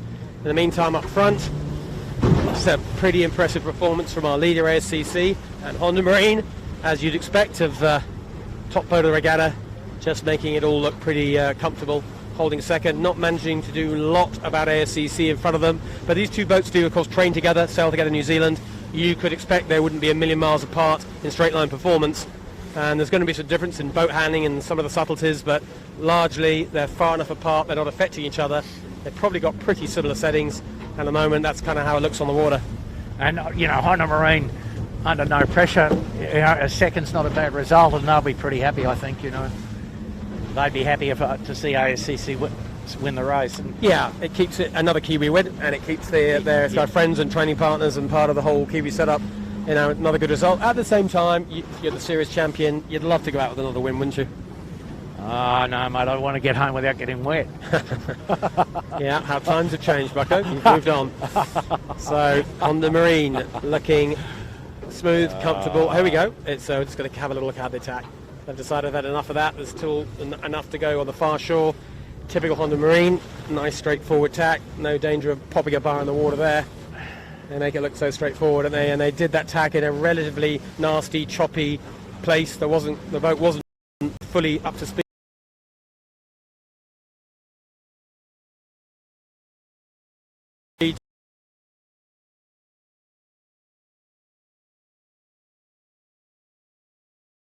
It looked pretty nonchalant, but it was pretty high-grade tack. So, equally interesting, Mark, that the two boats that sail the most upright or slightly into windward upwind, ASCC and Honda.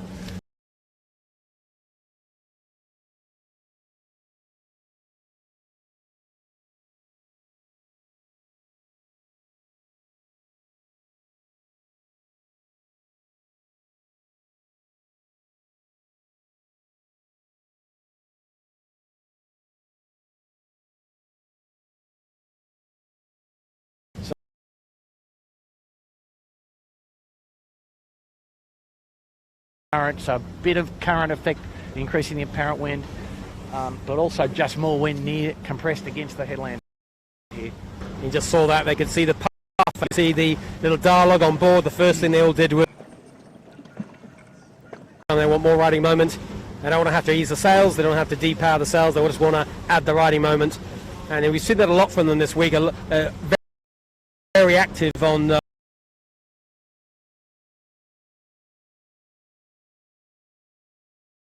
dangerous combination unless your technique is spot on.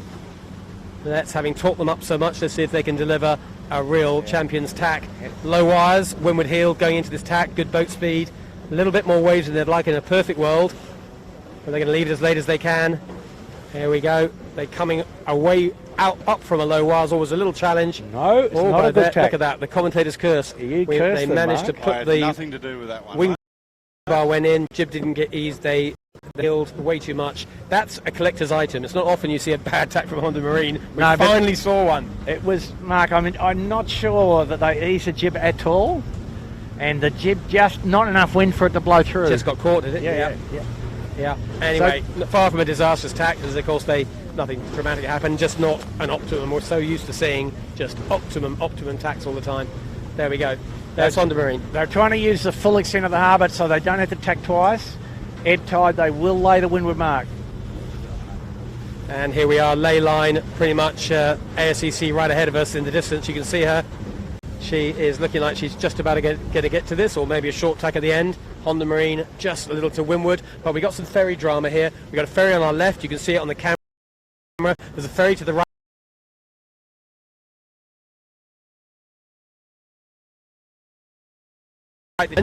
Ferry driver doing his best to try and help out. He slowed down a little, wasn't sure to go left or right, but thank you, Mr. whoever's driving the Ocean Adventurer. That was some pretty smart ferry driving. Remember, ferries don't have to give way to skiffs. That's the rules on the harbour. But those ferries do, though. Mate. Yeah, did it? Oh well, that guy did a nice job. He did his best. Honda Marine managing another piece of potential drama very nicely indeed. They get through the worst of the wash and off they go again. ASCC did actually have to do a short tack up for the windward mark. They weren't quite on lay. Honda Marine, I think, are going to lay. So Honda are going to make a little neck back into ASCC. And our leader at the top mark for the second time, Josh Brevsky. Impressive sailing from these guys. Second is going to be Honda, who are currently on ley line. And next back is going to be Finport. Well, they're going to have to do a bit of tacking to get to this ley line.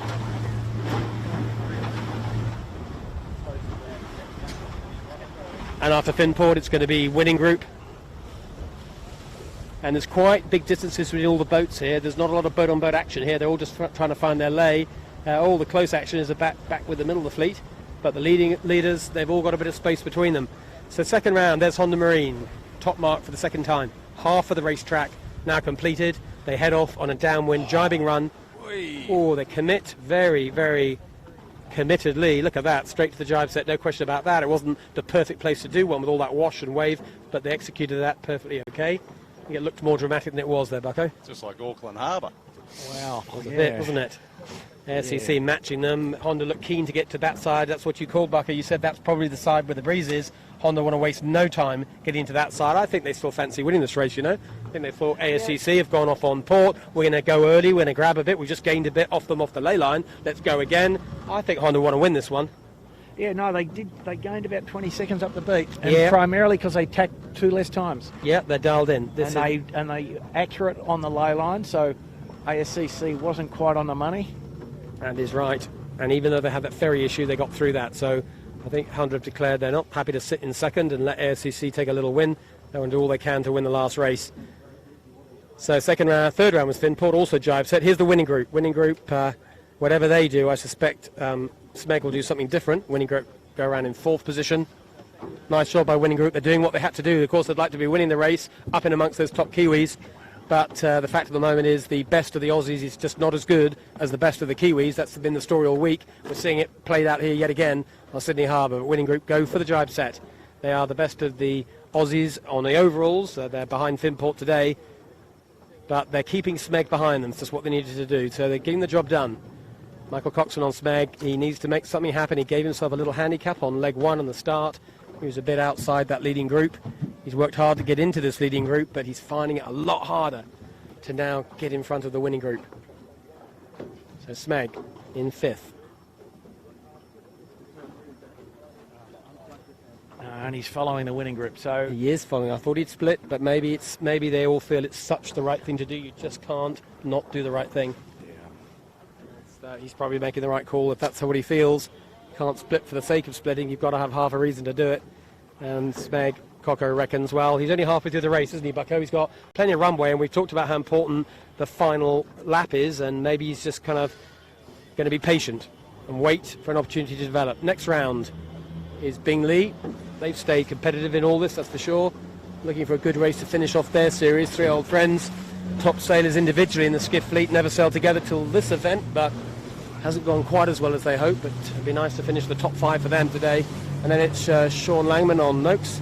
He'll be pretty happy with where he is, closely followed by Doro on Asco, and then C-Tech from New Zealand, who are not going to lay that. They're going to have to do a couple of short tacks. And then after them, it's going to be Yandu, Aplances Online, and Kitchen Maker, in with still staying into this group. Rag and Famish, and still Black Dog from the UK, right in this as well, back of the top 10. Armory and Pitwater in close proximity. And Maersk Line, yet another top Kiwi boat, starting to call the top Kiwi boat because they're starting to find themselves at the front as this series carries on. And after them, an encouraging day for Ilve, John O'Witty, boss of Aero Media, who bring all the technology that we have to use for this broadcast. He's having a much better day. John has been a bit distracted this week, Jimmy, hasn't he, with all his Aero Media commitments. Yeah. But he's had a pretty shocking regatta, there's no other way to call it. But today, actually, he's doing all right. Yeah, no, Jono's put in a mountain of hours to make sure this production gets off the ground and we can bring people, you know, everything from the drones, the onboards, what happens on here. And they, you know, like Jono deserves to have a good race. You know, he's poor bloke's just been non-stop, you know, hours. Like if there was 28 hours in a day, he'd be 28 hours trying to make sure this thing works. That is right, and he's got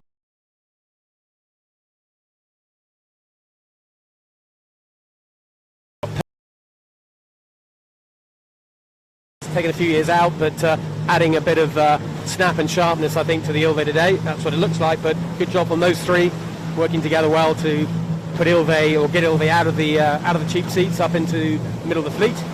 Much better performance for them. So you're looking at Smeg chasing down the winning group. This winning group have gone super hard right. You can see at the top of your picture, just jibed off the rocks. Smeg's going to follow them. There's a lot of traffic, the very tricky wave patterns. Cruising boats near us. There's a far 40 fleet going downwind that these skiffs are going to have to cross. In Honda Marine and Finport and SSE have already crossed the far 40s, but Winning Group and Smeg are going to have to cross these far 40s soon. You just look to the left of your picture, you'll see the first of the far 40s. That's the leading boat, the good ship Outlaw. That's Tom Quick sails that boat, owned by Tom and his father Alan. And Rob Greenhouse, who was one of our guest commentators, a Volvo Moth skiff champion, etc., etc.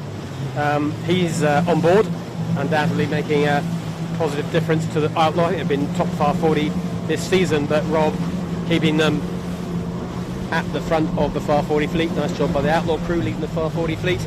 But there's a relevance for our fleet, is you've got to get across those far 40s. Finport found a gap to get through, which is good for them, but you're seeing the Winning Group on camera now on the drone shot. There's the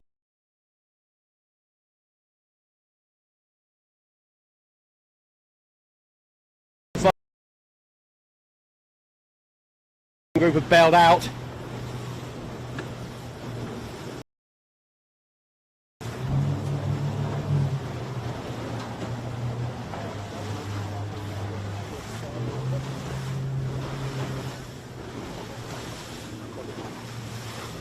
And Smeg going to have to do the same. So Smeg are still sailing over towards that wall of far 40s. They're going to have to drive back as well.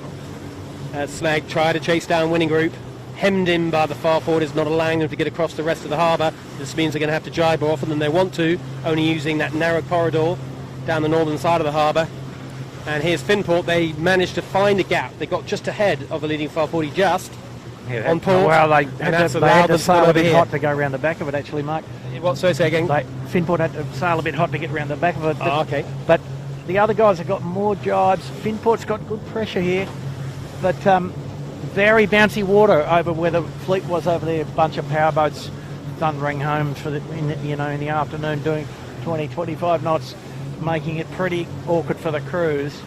Finport be happy, I think, to be out of the traffic of the far 40s and the powerboat traffic, which goes straight towards Bradley's Head. I think crossing that 440 fleet is, if you could, super good to do. Gives you options, doesn't it? Yeah, but I mean the 18's got downwind VMG, you know, quite a bit over the top of the far 40. So you'll see now that Winning Group and yeah, they'll pop through them eventually. Just that there was a long line of those 40s, wasn't there, that they had to get through. Yeah, and Smeg are now clear ahead of all the far 40s. Finport, you're seeing blasting past that little boat there. That's a 12-foot skiff. Those are a proper training ground, aren't they? And Jimmy, have you said one of those that look pretty scary? I've sailed one of them, and Thought you might have they definitely get the heart rate well and truly racing. Like 12-foot boat and leaping out of the water. I think I did one race coming down similar track, similar wave tide, and we were absolutely flying. We were, all you could see was sky, water, the whole way down. So just a quick update, back at the front of the fleet it is still ASCC who are closing in on that bottom mark for the second time. They've got about another minute sailing or so.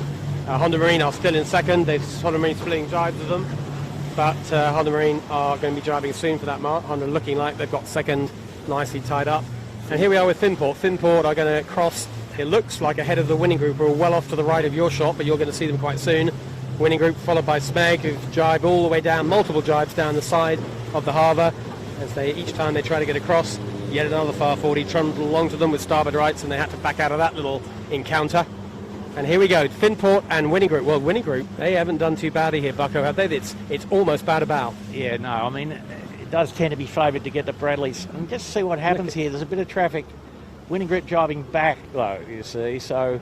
Couldn't make the cross, could they, port starboard? Couldn't make the cross, and they're going back to where the wind's strongest as well. So, and this time around here might have been a tactical issue as well. If they'd gone hot for that, they would have run right into a try. Trimaran, slow keelboat with a big wind shadow there too. But that opens up Smeg. Smeg, who are now crossing behind both of those boats, now have got the opportunity to split from Winning Group, who've got to carry on far enough to get across a cruiser, jibe.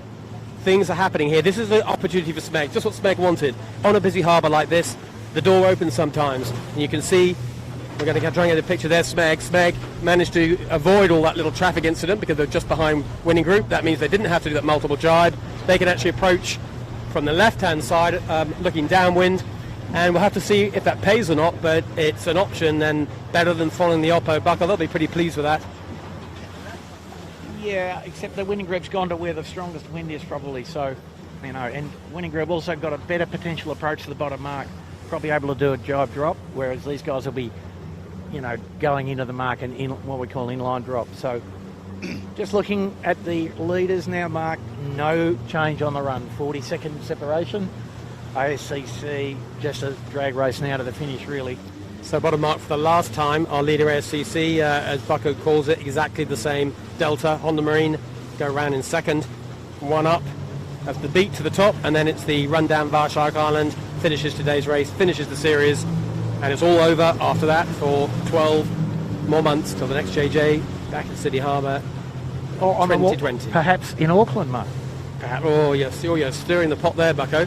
I'm pretty sure that is not going to happen, but I'm happy to talk about what it might take to make that happen, or maybe we should have another series called the Something Other Cup held in Auckland. That's another story for another day, but here we are at the important, interesting end. I like the look of what Smeg are doing here. I reckon they've got a little look at Winning Group here. Finport have just jibed for this bottom mark. Smeg decide that's about right. They're going to be hammering in here. If they can pick this ley line, they approach on starboard, much easier boat handling manoeuvre. Might have done all right here. Let's see how this all plays out. Well, no, Winning Group's coming in on the perfect, probably a little hot for the perfect jibe drop. A little hot for sure. You can see that there. Bucko took us to the boat handling here. Risk, Finport jibe, a little bit short. Winning Group, good jibe drop. Finport will beat them round. Winning Group have actually gone for inside right, got the overlap, because of course they came from so far out at that angle, that gives you, basically you're inside everyone, wherever you are, and they managed to have the boat handling. That was a high tariff boat handling, great boat handling from the Winning Group. They picked, as you said, a very aggressive ley line. They got away with it, and they've done the thing they really wanted. It was 1 minute it looked like Smeg were right back in this, and Winning Group get a boat between themselves and Smeg, just what Winning Group wanted. And in the meantime, Smeg not getting that spinning away nearly as tidily as they would have expected. So that is Smeg. Smeg get themselves Mark, round just looking at all that though. Smeg in touch very much. Like they have reduced the margin out to winning group. And You're right, net, they Yeah. have. It just looked like a minute or two ago they might have done even better. But you're right, they had net, they've got to be happy. Yeah. Another lap to go. Now Smeg's got some little problem there. They haven't got their jib on yet, so not sure what's going on. But Mikey's just sucking in a few big ones, Bucko, after stashing that chute. And it's the Big knot in it. Sheetan's job to get the jib on, mate. Come on. Well, also, they've been pulling that kite, haven't they? Trimming the kite all the way downwind. You get the bottom mark and you're completely toasted, and then you've got to get the kite down. yeah, it's a Well, there's different ways to do it. Sometimes the sheetan might take the chute for the last 200 metres of the run, and just to give the forward hands. Did you ever do that? Yeah, I did a bit. Yeah. Yeah. To Well, give you the- do. Trent Barnabas was saying he just goes and does the drop because the forward guys are a bit tired after all that spinnaker trim. So they just switch roles for the drop. Well, Trent's pretty unique. Yeah, I didn't think many sheet hands would be volunteering to do that, No. but that's of course the way that he likes to roll. Yeah, so look after we saw Smeg going round that bottom mark, just to bring you up to date with what else is going on. Well, it's Bingley. We're next round after Smeg, followed by Noakes in close proximity. We can see Tech Marine, who look like they've got ahead of Asco. They'll be happy with that. That is Tech. Yeah, pretty sure it is. Yeah, it is Tech. Great run by Alex Valings. And then after that is Appliances Online, Rag and Famish, Kitchen Maker, and Maersk and Armbury and Pittwater. So Maersk hanging right in with this, the best part of the peloton, the most competitive part of the peloton. Good job by the Maersk boys. Kitchen Maker also having a good day today. And Rag and Famish also. We haven't seen as much of Rag, Jimmy, as you and I thought we would do. We both like the look of them as a youngish, developing crew, but we thought we'd be talking about them a little bit more. Yeah, I've got big hopes for the guys on Rag. I hope they stick together for next season. Every year in the boat together is going to be further up this fleet. I can assure you, the quality of this fleet and a lot of young guys coming through. So, that's all we want to see.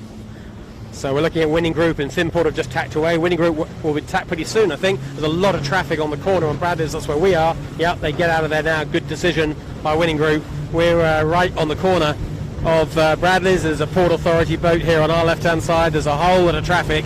But of course, this time of day, coming home from a nice day on the harbour, this is when they all go home. They all go by Bradley's. You have to avoid this if you can at this part of the afternoon. That's why you'll see a lot of boats tacking away. Meanwhile, up front, it is Situation Standard. ASCC leading yet another race from beginning to end.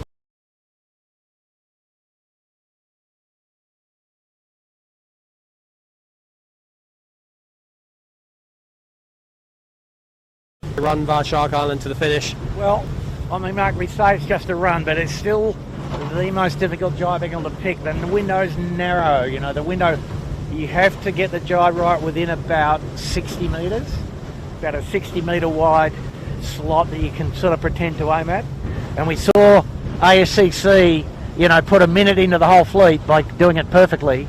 And Honda Marine, conversely, making a small error and suffering as a result, and Winning Group trying to pick it from a long way away and doing that pretty well, but still making life more difficult than perhaps it needed to be.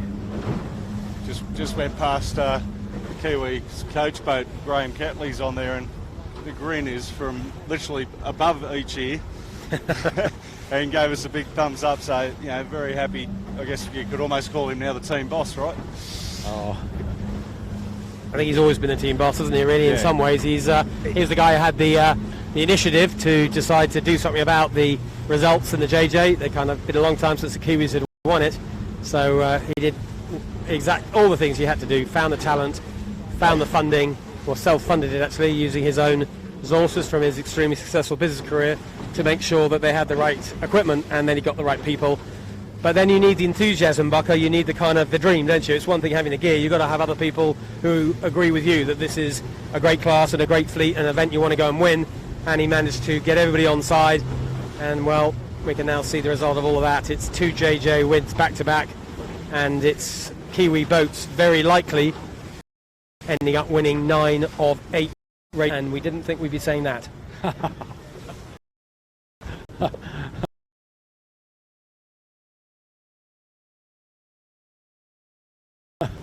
I was a bit concerned knowing that CC, which the crew which sailed Maersk last year, when they came here, their first 18-foot race on Sydney Harbour in a nor'easter, they won the race. And that tells you about the quality of the troops. So with new, and that was with some fairly oldish equipment. So here they are with equipment. They're not sure the boat's better.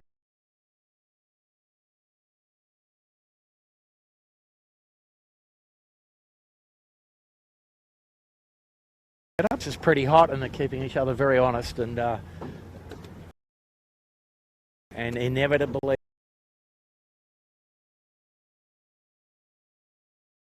and Honda has closed up here a bit, Mark.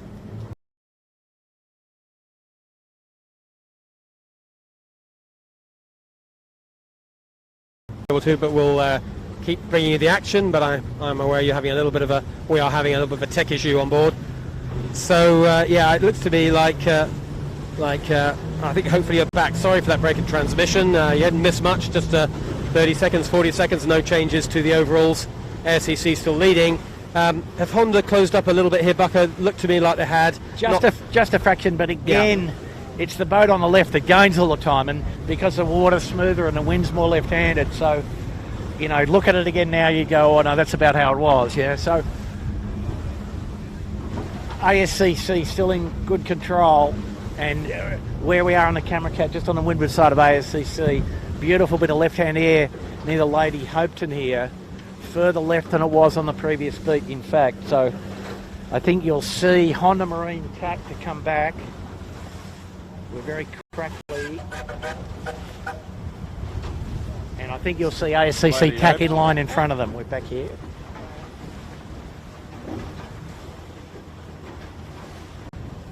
Yeah, I don't think ASCC just crossed the other side of the Lady Hopeton.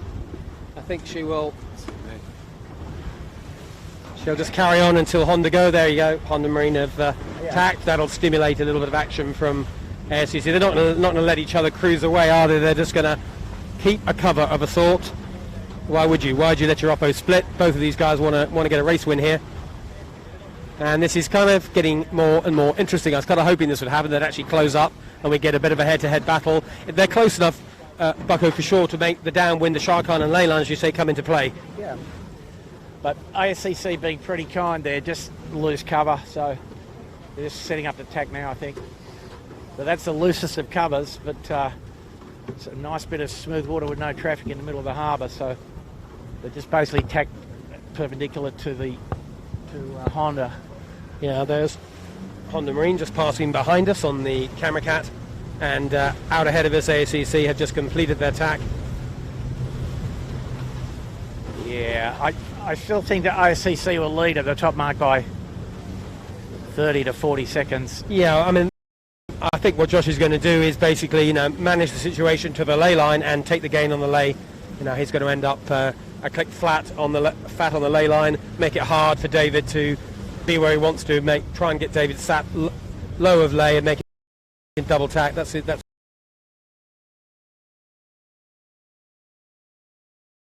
good to see the two boats. It looks to our eye, probably to you at home, they're a little bit closer together. SSC not under any threat. Oh, maybe a bit of threat. He's tacking on in this time, feeling the threat slightly. So that 30-second lead is not 30 seconds anymore. That's much more like 10 to 15 seconds. Nice job by Honda Marine.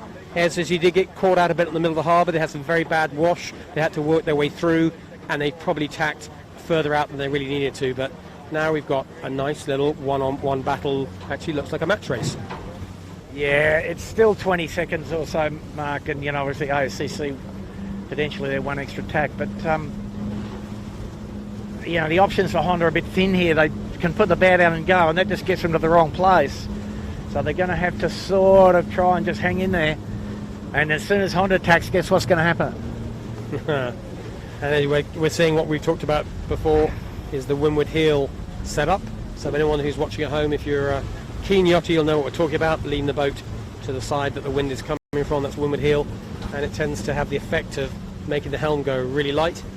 And a lot of helmsmen like that setup, and you feel like you're marching up to windward. So ISCC just put the bow down and went forward, Honda has then to do the same thing to some degree to keep their air clean.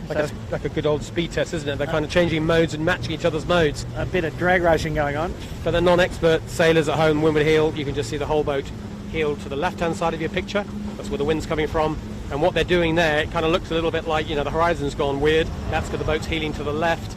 And that is a technique that actually is very, very hard to do to keep the boat level, to stop the crew on the wires touching the water, because that's slow.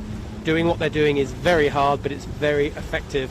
And only the best sailors, there you go, went too far, you saw the crew hit the water. Only the best sailors try this, and only the very best can execute it successfully. Both of these top Kiwi crews right into that technique. That's windward heel, red exhibition. Interestingly today, Mark, they're both over the shoulder with their tillers instead of under their arms like yesterday. So light breeze, maybe it's under the arm, they have better feel. The Simo tack, good covering, bad tack here on Honda. Here we go. We seemed, every time we were around, maybe we should have started the week on Honda for the Aussies. Yeah. Every time we were around them. I think we've seen there are only 2 bad tacks all series. Exactly. We've got them both today. Happy, look at that. So nice for ACC. They didn't make any mistake on the tack. They were absolutely faultless. And that is another of those little half boat length gains you make from the good boat handling. ACC. Yeah, that looked like one full boat length worth of bad tack. So probably was that. This fresh stuff, you're probably right. Yep. Lots of windward heel. You've seen the windward heel now from both boats. And there's not much between these two, but ASCC in such the advantage position, they can control, they can go forwards to apply some dirty air, they can sail high and slow and increase the windward gauge, so they've got tactical options open, and both of these crews know exactly what the counterplay is, so it makes it really interesting. It really kind of relies in the end on the boat handling execution. It's one thing having an idea what you want to do and what you want the oppo to do, but you've got to execute it. But we are watching 2 of the best skiffs. If we had the winning group up here as well, we could probably say it was the 3 best on the harbour. I don't want to exclude them from this. They are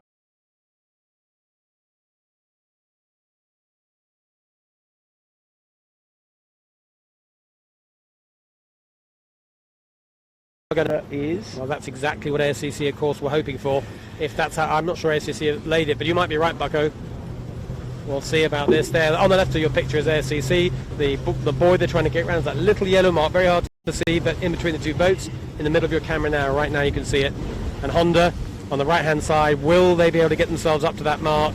I think, as you said, Bucko, it's going to be a struggle. Well, ASCC are on it or over it, and they're going to reach over the top of Honda and make life a little unpleasant for them.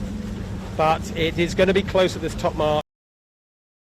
There is no question. It's all on in this race. It's looking like a win to New Zealand, but which of these 2 boats is going to do it? And of course, we've got the added complication of that Shark Island ley line, plus traffic, plus the difficulties of Nielsen Beach and all the nasty wave action that you've seen, and all the races we do here. You see what it's like there. They got that ahead of them. Plenty to see in what is about to be the last race of this year's series. Well worth staying tuned for, worth watching. Don't go away from your picture. This is going to be a good one. Yeah, ASCC up in high mode, so they think they're only just laying. They haven't cracked at all. Honda definitely 2 more tacks, so the lead will go back to 35 seconds, Mark. There goes Honda. Boat handling test for ASCC. Both of them 2 extra tacks. Wow. Honda talk about boat handling. They've often said they're really back to boat handling. They're quite happy to have a tacking match with anyone. Well, they're having one now. Big header with Lowell. How about that? And it's a split. ASCC don't get dragged into the one-on-one tack fest. They decided to go to lay, and they know they can't overlay. That's for sure. Honda Marine decide they know where the ley line is out here, so they're going to be happy to say they're going to be probably second round. But if they pick this lay well, of course, much easier boat handling for them. They're going to go around right on the transom of ASCC. I reckon that's David's plan. David McDermott, the skipper of Honda Marine.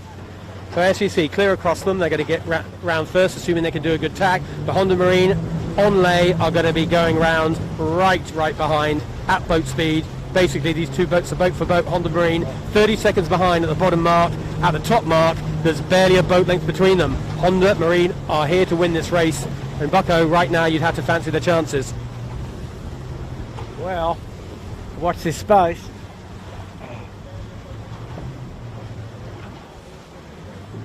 The jibe off from Honda. Interesting. You've got to try something. Well, they don't have to try anything. They've won it. But that is not that is not predictable at all. You would have thought they would have just followed ASCC, stuck behind them, and attacked them on the jibe or something. But Honda Marine don't do things necessarily the standard way. They like the other side of the run, and they've gone straight into the drive set, the hard boat handling manoeuvre, and they're backing themselves and maybe throwing the question at ASCC. What do? Do they just carry on, or do they cover them? What are they going to do, Bucko? ASCC will just do what they did on the first run. Go to the beach, jibe, and then be able to lay precisely in. Honda's made, they might make a little gain, but they've got a much harder guess on the lay line. So just to fill you in on the rest of the fleet, you might have seen in the background Finport crossing us there. Well, Finport and Winning Group are super close like they were at the bottom mark. Remember, they were overlapped to the bottom mark.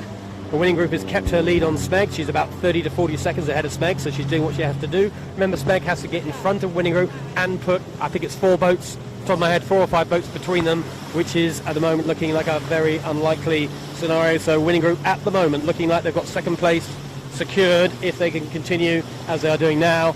Finport look like they're going to get round this top mark, maybe just ahead of Winning Group, very little between those two. But it's Finport, then it's probably Winning Group, and then it's Smeg. A bit of a gap back to Bingley, a bit of a gap back to C-Tech, who are holding that advanced position. They had a great run last time. Noakes and Asco were further back. And then it's the Plancers Online and Kitchen Maker. That's your top 10, 11, 12 boats. So ASCC decided they've had enough of this over here. They're going to go over and they're going to meet Honda, and we're going to find out. I think they've seen the fishing line off the back of this. Oh, cat. There is a fishing line. You're right, running up. They probably can't see it, but they're probably going to pick up the fishing line and take it with them for a little bit. And that fish is probably the end of one fishing line, I would say. Yep, Absolutely. It's going with them. At ASCC will have too much power. They'll be breaking that line. A tiny little fishing. You won't be able to see it on camera. It's too thin to see, but that cruising boat did have a fishing line, a narrow gauge one off the back of the boat, and ASCC are just temporarily dragging it around the harbour. ASCC approaching Honda Marine. From our angle, it looks like Honda have done extremely well out there, Bucko. What's it looking like to your eye? No, ASCC is still in front, I think. You're going to see out of the right of your picture on the drone, you're about to see Honda Marine appearing. Honda's in front. I've got Honda clear across where we are. Quite right. You're quite right. And there they go. Ballsy call by Honda Marine. We said they wanted to win this. Well, no question. They're prepared to take some risk as well. ASCC never going to cross Honda, so they jibe to not consolidate that loss. And looking very good for Honda Marine. That was a bold call at the top mark. Not what I expected them to do, not what any one of us expected them to do, but they did it and it worked. Not what Josh expected them to do. It's not what Josh expected them to do at all. He's scratching his head.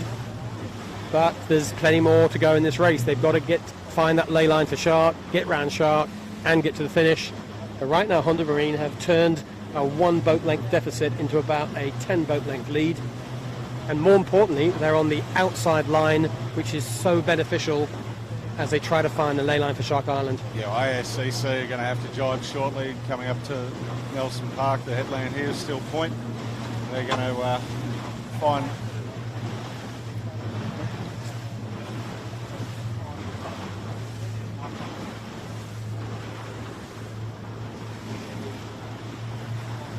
Behind us, just to let you know, Finport did get around Winning Group, did get ahead of Winning Group, so Finport are 3rd on the water, Winning Group 4th on the water, with about 5-6 boat lengths behind Finport, and behind them Smeg a full 10 boat lengths plus maybe 15 back from Winning Group. Winning Group not under any real pressure from Smeg, doing pretty nicely. They're just going to try and keep it clean and calm. Cross the line in 4th, that'll be enough to lock up 2nd overall. Won't be a bad result for them on the overalls. But up front, the intriguing battle is between these 2 top Kiwi boats. It looks like the question about will the Kiwis win another heat, looks like we know the answer to that one, Bucko. But which one's it going to be? Yeah, we put the question on, resolved in the affirmative. Pretty hard for ASCC. They're going to have to jibe here. Here they go. They've got a puff. Josh just waiting to see if that just happened to be a big letdown. Well, I think you've got to get out of this corner. We've seen boats hang on and hang on and hang on looking for something, and getting stuck up here and regretting it. So he's paying the price of being up in this corner. He gets out on starboard. Bucko, that was the right call, wasn't it? Yep. Yeah, no, he couldn't go forwards. But yeah, Honda's dusted them there. Honda 40 seconds in front now. Big lead.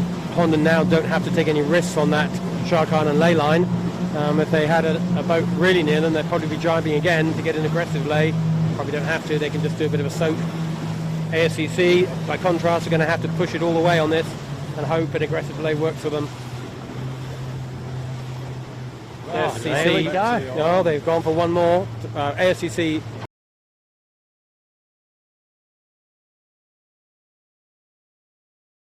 on approach, and they'll put themselves right in front of ASCC on the water. And they got a job Good back tactics. straight away. It's only a little one.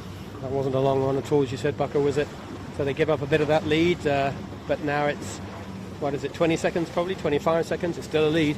Yeah, 20 seconds or something. You can see the two boats on the drone there. Honda Marine, the leading kite, ASCC behind them. ASCC coming with some pressure though. Yeah, Josh has got a bit of extra breeze. David looking pretty calm though, as you'd expect. They've made the call for that jibe set at the top mark. That was quite a manoeuvre. They got away with it. It worked tactically superbly well out on the other side of the harbour. They found more breeze. They created a lead. The question is, can they keep it? ASCC just had a bit of a problem, but light air here all of a sudden. I think that was the cruiser waves from that big gin palace that came out from the Royal Motor Club. Wow. Honda in VMG light air mode. And Jimmy, much lighter down here, isn't it? Just where we are, we're just ahead of them. A lot less breeze. Beautiful spot, mate. But no breeze. Good spot to drop anchor. We'll have some prawns and beers shortly. a good spiky one. I think on the Honda they can get the champagne out and pour it in the lull here, okay? For the bit like the parade lap going into Paris, Mark, isn't it? Well, they are, but ASCC have halved the lead that Honda had only 2 or 3 minutes ago. Now there's nothing more than one bad jibe between these two boats. We are super close to Honda Marine right now, right alongside them. Great positioning by Jimmy. And Honda Marine just manoeuvring themselves, setting up for what is going to be the last jibe. ASCC have to roll the dice to go with the early jibe. Got to make something happen. No point following Honda here. We'll have to see. Usually what the line that Honda are taking is usually the one that works. Nicely close to Point Piper after the jibe is where the best pressure is. There goes Honda. What they hope is the last jibe of the series for them. One more to the finish probably, Mark. Yeah, maybe one at the end if it lifts. Well, ASCC will be hoping that there's jibes to come. Right now, Honda have got the advantage back, that the jibe in a better position, more breeze away from Shark Island. But there could be 2 more jibes. Bucko, if that happens, there's still a bit more golf left in this. Yeah, but the breeze hasn't built and the water is actually smoothing out down the bottom here now, so not too much of a degree of difficulty. Yeah, you're right. It's closing. The door's closing on ASCC. It led this race all the way from beginning to end. At one point, they had an almost sort of unbelievable lead at the bottom mark for the first time. It was like well over a minute. A minute 10. For one lap, that's some going, but Honda Marine chipped away at them little bit by bit on the downwinds and the upwinds, a little bit everywhere. But particularly that last upwind, they went from 30 seconds that had been kind of a constant delta, and suddenly they were right on their transom at the top mark. Very light air where we are now. We're alongside Honda. But, yeah, Honda one wiring, barely one wiring, it is light, but the same with the ASCC up to windward. They got a little more puff, but generally it's been light for them as well. Honda in the box seats, clearly they've lured position, heading to leeward, just where you want to be on the downwind leg. Yeah, ASCC's got not much choice but to go to the other ley line here and hope they get a big bit of puff off Bradley's head. But the Bucko, we've got a couple of seconds in between hectic manoeuvres. Just give us your perspective. How good is Honda Marine? Looking at JJ Giltinan champions of the last 10-15 years, how complete's this package, and where do you rank them? Oh, they're very, very, very hard to beat. I've got a little bit of things to think about, Mark. And if we've got a minute, I'll just go through it quickly. We probably don't have a minute, but we can get your summary for sure. Very light here right now. Look at them off the wire. It's super light. In the meantime, ASCC a lot more wind up to windward, but they are a long way to windward. Yeah. Still, Honda Marine a significant lead, but ASCC trying to close that down. Sorry, Bucko, over to you. So just quickly, if we were considering, how well people could go, we say crew, resources, speed development, all off the water issues. Yep. And then on water, risk, execution and adaptability. Yep. They're top of the pile in every single one of those. And just put them into context with the rest of other JJ winners. It doesn't have to be scientific. What's your feel? Is this one of the best, or is this in the top 10, or are they in more rarefied company? Oh, they're on the top step for sure. Obviously there's been some very, very good teams win the JJ in recent years, and some good teams not win the JJ as well, but these guys have been pretty compelling. And, watching carefully, you can count their errors per race, you know, on one hand, more or less. Basically, not many. Yeah, not many. And Jimmy, you've talked about how calm they are all the time. We've seen that on interviews at the boat park. We see it on the water. Calm.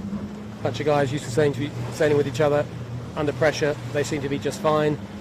They are very calm. They're very just nothing phases them. I don't think their blood pressure would go up one little bit. They they just make it look so easy. You know, like these boats are not easy by any stretch of the imagination to sail, and these guys definitely make it look easy. So the ASC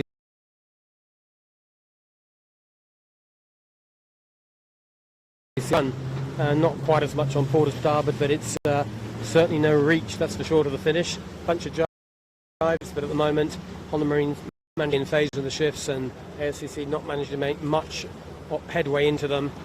And Honda will now be setting up for this one. They really will hope is the final jibe as they approach the end of race 9. As Bucko said, this is one of the very best JJ crews we've seen in recent years. 2 wins in a row, that doesn't happen very often. Winning the event with a day to spare, that doesn't happen very often. Crews stay together. They don't sail as much as the Aussie fleet, but clearly when they do sail, it's all high quality stuff.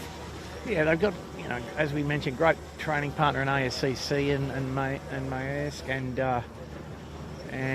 CTEC. Yeah. So a good setup, and maybe more productive to race less and practice more, you know. There's a point. We can talk about that if we get the chance. I think there's a lot of interesting debate to have on that. But for now, the one thing we know for sure is our current champions of 2018 have become the 2009 champions. They did that yesterday. Today they just proved they are the all-round package on the small rig in the fresher breeze. A stunning performance by Honda Marine, second for most of the way around that racetrack. But when it mattered on the last lap, they proved that they've got what it takes to take on even ASCC, the high-quality training partner.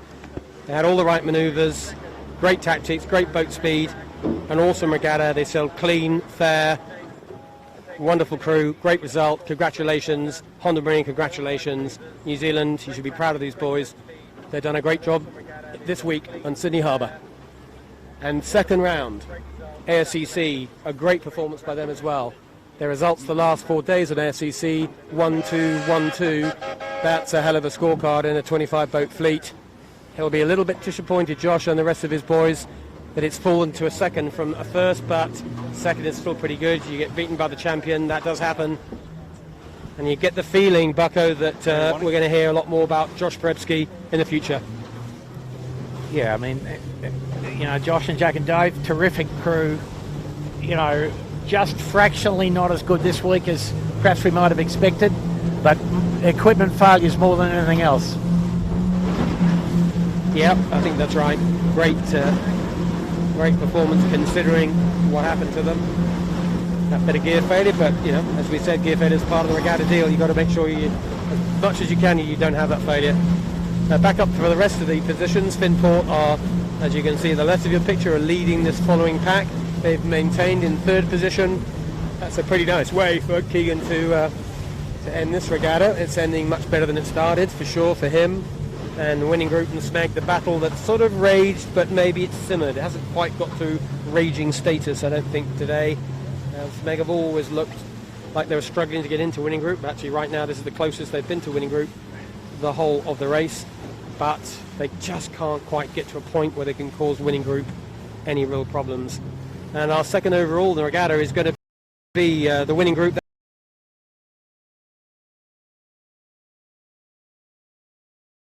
In the middle himself, a multiple JJ champion, as a helm, and he's getting a second place in the middle. And Sam Newton, everyone knows about Sam, multiple JJ champion, America's Cup winner, and Sail GP for Australia crewman at the moment as well. On the front, that's a pretty nice crew lineup. They finished today's race in fourth. That's enough to lock out second overall. And you'd have to think, in the context of the quality of the champion and winning group, done a very good job, Bucko, to nail that second overall.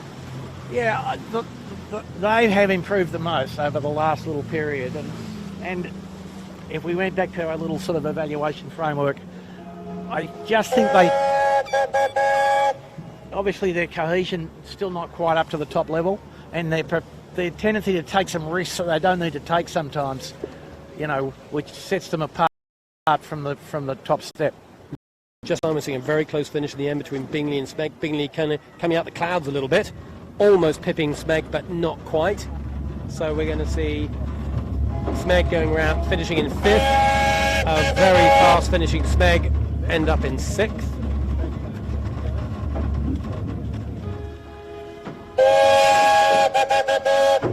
And then it's C-Tech and Asco will be the next two. They're a fair way back actually, so we'll wait for them. And there's a presentation going to happen in a little bit. The tradition is in the skiffs, as you may know, is the winner of the event gets presented with the blue ribbon, which is the historical signal that that is the champion boat, and they're going to get presented with that blue ribbon. And today the rib's going to be driven by, to get up close to Honda, it's going to be Steve Quigley, and we're going to try and get an on-water interview if we can. That might be asking a lot of the technology, but we're going to give it a go, get a quick word from Honda. And the pennant itself is going to be handed over by Bob Ross. Bob Ross is probably the preeminent journalist, sailing historian in Australia, and he has the honour this year of handing over the blue pennant to the winner. And you can see on camera there is Honda Marine, and here comes the rib alongside. We're just going to see how we go. This is always a tricky manoeuvre, getting a rib alongside a skiff and actually getting close enough and secure enough that we can actually have a word with them. But we'll hand over to them when we can. Here we go, Steve Quigley reaching out, Vice Commodore of the Skiff Club, locking in the skiff, getting the crewmen on the side.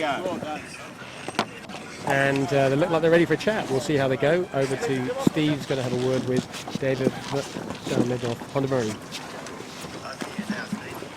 Right, we're all good to go? All right. Dave, Brad and Matt, congratulations. 87 years of history, 1932 since the JJ Giltinan started. This has been a tradition in our class and our club. So congratulations, how do you feel? Second time you've won it in 2 years. We're obviously quite ecstatic with it. It was good to just come here and sail our own regatta and, show everyone what we can do in an 18-foot skiff. No, fabulous effort. So, Forrest, over to you. You're picking the ribbon. Good man. Who wants it? So tradition is you hoisted up your spinnaker halyards, You go triple. and go on and do a lap round the ferries. Okay. All right, congratulations, guys. Very well done. Great series. Be a good thing on the boat.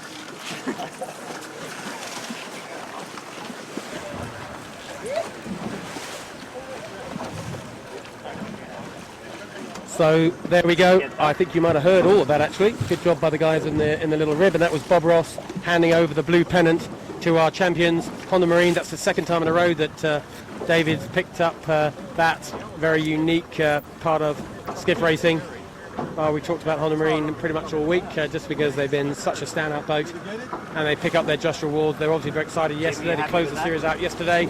We talked to them in the boat park, and you could tell what it meant to them. It's a big thing to do, to get this on your sailing CV. Whatever else you do, you're never going to forget wins in this class, that's for sure. But here's the hardest test mark. Can we get the ribbon up to the top of the mast without it getting caught? Yeah, that's the other part of the tradition, isn't it? Can you do that and still, and still make sure that your boat stays upright and all that kind of stuff? And usually by tradition, if it's feasible, then the rest of the fleet sail in with the champion as one, as a group, which is a really nice touch. But again, it's a pretty tricky thing to orchestrate. We'll see how we go. So you can see a blue pennant if you look carefully in there. That is the blue pennant, but they're going to try and find a way to hoist it. I guess spinning a halyard is the standard way, or do you climb up the rig, Bucko? When you did it in your day, how did you get it up there? We regularly got it tangled, but we used to pull it up on the spinnaker halyards. So. Here we go. It's gone up. Look at that. Wow. Gee, it's short. Windward set. Windward set, yeah. Yeah, he's got the pennant up. We've got a bunch of skiffs who are finishing, so we could go and see what the spectator boat thinks about that. It's a busy spectator boat today. The fleet's pretty much finishing now. I'm just watching a few more finishes coming through. We saw C-Tech finish, Appliances Online, and a nice performance by Kitchen Maker. today. Yeah, Jimmy, I think they've made it easier by making the ribbon shorter. We used to have a ribbon that was bloody long. Yeah, It was about 50 feet long. Yeah, so Kitchen Maker, good race today. They are a daily sponsor. So Darren McAvanagh over in Switzerland. I'm sure you're watching that, Darren, right now live. Thanks for the interview you did earlier on, Darren. Darren's one of our greatest sponsors and supporters. Crazy keen supporter and a great skiff sailor himself.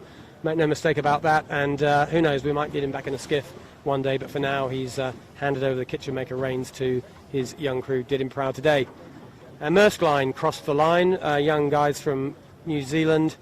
They've had a great end of the regatta. Bit of momentum behind them. Bucko, we keep seeing Maersk Line more and more and more during this regatta, and hopefully if they stay together, we're going to talk about them a lot more next year. Yeah, they had a couple of pretty good placings, 7th and a 6th thereabouts,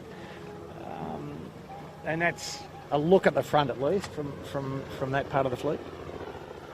So that's Maersk Line, followed by Arm Marine Pittwater. Bit of an up and down regatta for the Arm Marine Pittwater boys. Had a couple of races where they were right in it, and a couple where they've struggled today, kind of mid-fleet-ish. And then it's Ilve, best performance we've seen from Ilve all regatta. And then Black Dog, which is Jared Simpson, managing to just about stay in the peloton. Find maybe the pace just a little bit too hot, but decent job by Jared. Behind him, Yandu, and then it's Marine Pool from Germany. And I can see from the USA, Panasonic Lumix, skippered by the tugboat driver from San Francisco, Katie Love.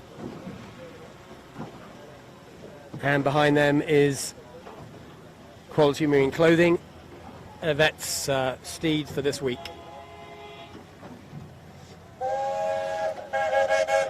And you can hear the steamer in the background giving us a decent soundtrack. Steamboat's pretty noisy. The spectator boat right in front of you now, that's pretty noisy.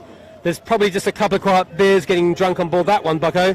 And looks like a pretty happy, enthused crowd. And you can see them celebrating Honda Marine, giving them their own private cheer as the top boat goes past them. Sucking up the applause, the praise, the atmosphere. It's a pretty unique event. It's great to be part of this. You can see Honda, see how much it means to all the spectators. They love this as much as Honda Marine do. In fact, the spectator boat tried to offload a couple of cold beers, didn't they? They didn't quite have the logistics, but I got a feeling a helpful rib is going to get in and deliver a beer so these boys can have a little freshener on the way back to the dock.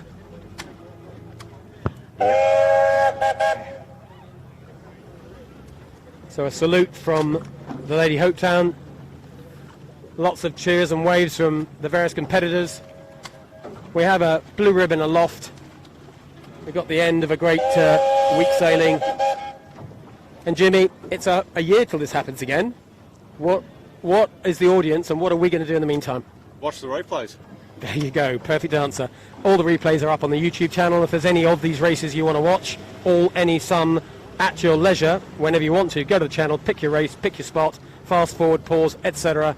You'll probably find your favourite bits. And a lot of high quality racing, a lot of good stuff to have watched this week. It's all there in the archive. There's a bees getting and we'll be looking at that ourselves, trying to find ways to move the production of this comms forward a little bit. Lots of things we can do better without any questions, so we'll be doing our own homework and trying to give you a better version of this regatta next time round. A few tweaks and changes, we've already got a few ideas, and if you've got any ideas for us, please feel free to join the conversation. Join us on Twitter, on our YouTube channel, on Facebook. Always happy to get the views of our keen supporters. So if you're watching this in a cold country, that's pretty much anywhere apart from Australia, well, it's another 28, 29 degree day. It's been a lovely 15 to 20 knots of breeze. Stunning conditions to go sailing. Harbour wasn't too busy. A couple of times we saw it got hectic, but mostly it was a pretty calm racetrack. Every chance for the top boats to show what they can do. And yet again, the Kiwis have showed the Aussies what to do. So just before we close, just a quick comment, Bucko, from you. What I want to know is, what are the Aussies got to do to make sure that come the next JJ, they firstly win some races and secondly win overall? What have they got to do? Lots of work would be the summary, mate. Because I can tell you that the rig development of the Honda and perhaps to a slightly lesser degree the ASCC equal to or better than all the Australian fleet. And we also would note throughout the regatta that the boat handling of the two top Kiwi boats one level above, and their precision on the track one level above the whole Australian fleet. Thank you, Bucko, and thanks for joining us today. And thanks for being a part of the commentary setup over the whole of the season. Jimmy Bury, today it's just been yet another exhibition about these top Kiwis. When you look back on the week, what's the thing? What's the thing that stands out? What's going to be your memory of this week? The guys on screen right there, the guys from Honda, you know, just watching them sail, and they're just their crew kinetics, and you know, the way that they just, you know, even when they're back in the fleet, they just don't panic, just chip away at it, and they make it look so easy. And you know, like I think, you know, they're something that you know, they've set a very high benchmark for everybody else to try and catch up to. So for the Camera Cat, we're going to wind up the transition very soon. But before we do, I'm going to call out the people on the Camera Cat. At the back of the bus, it is the world's best drone pilot, Dylan Clark. On the Ronin, it's Pat pressing all the right buttons, making it look easy to pick up the best shots. It's not, I promise you. And we've got Miss Quigley at the back, making sure that the drone doesn't cut off any of our body appendages. Thank you very much indeed. And Sue Ellen running the back of the bus, getting the best still shots, making sure that we mention the Kiwis frequently and almost non-stop. Thank you, Sue Ellen. And the whole show brought to you by Michael Chittenden, our director extraordinaire. You know, he's one of the best still photographers in the world. Well, he's just becoming one of the best moving picture directors of sailing. Maybe the best, some have said. The best. Will let you make your own judgment. Thank you, Michael Chitts, for making all that stuff happen. And all the rest of the tech guys in Melbourne. We have a studio that helps us as well. Thank you to those guys as well for making us look as good as you possibly can. So the Camera Cat, we're going to wrap up this transmission. We will be interviewing the winner of this race, which is Honda Marine, and we'll also be interviewing the winner of the overall series. Oh, well, that's Honda Marine as well. That makes life easy. After this particular, when this transmission finishes, you'll see that on social. Also look out for a wrap-up video of the whole week. We'll be producing that as soon as we can. Lots of extra content you haven't seen will be appearing on that. And I'd like to say see you tomorrow, but we won't be seeing you tomorrow. It's back to work, normal jobs for the rest of us. I hope you've enjoyed our transmission. Hopefully join us next year. But from the Camera Cat, for the last time, from Sydney Harbour, this is Mark Healy on behalf of the Camera Cat crew saying thank you for joining us. See you next year. Good day and goodbye.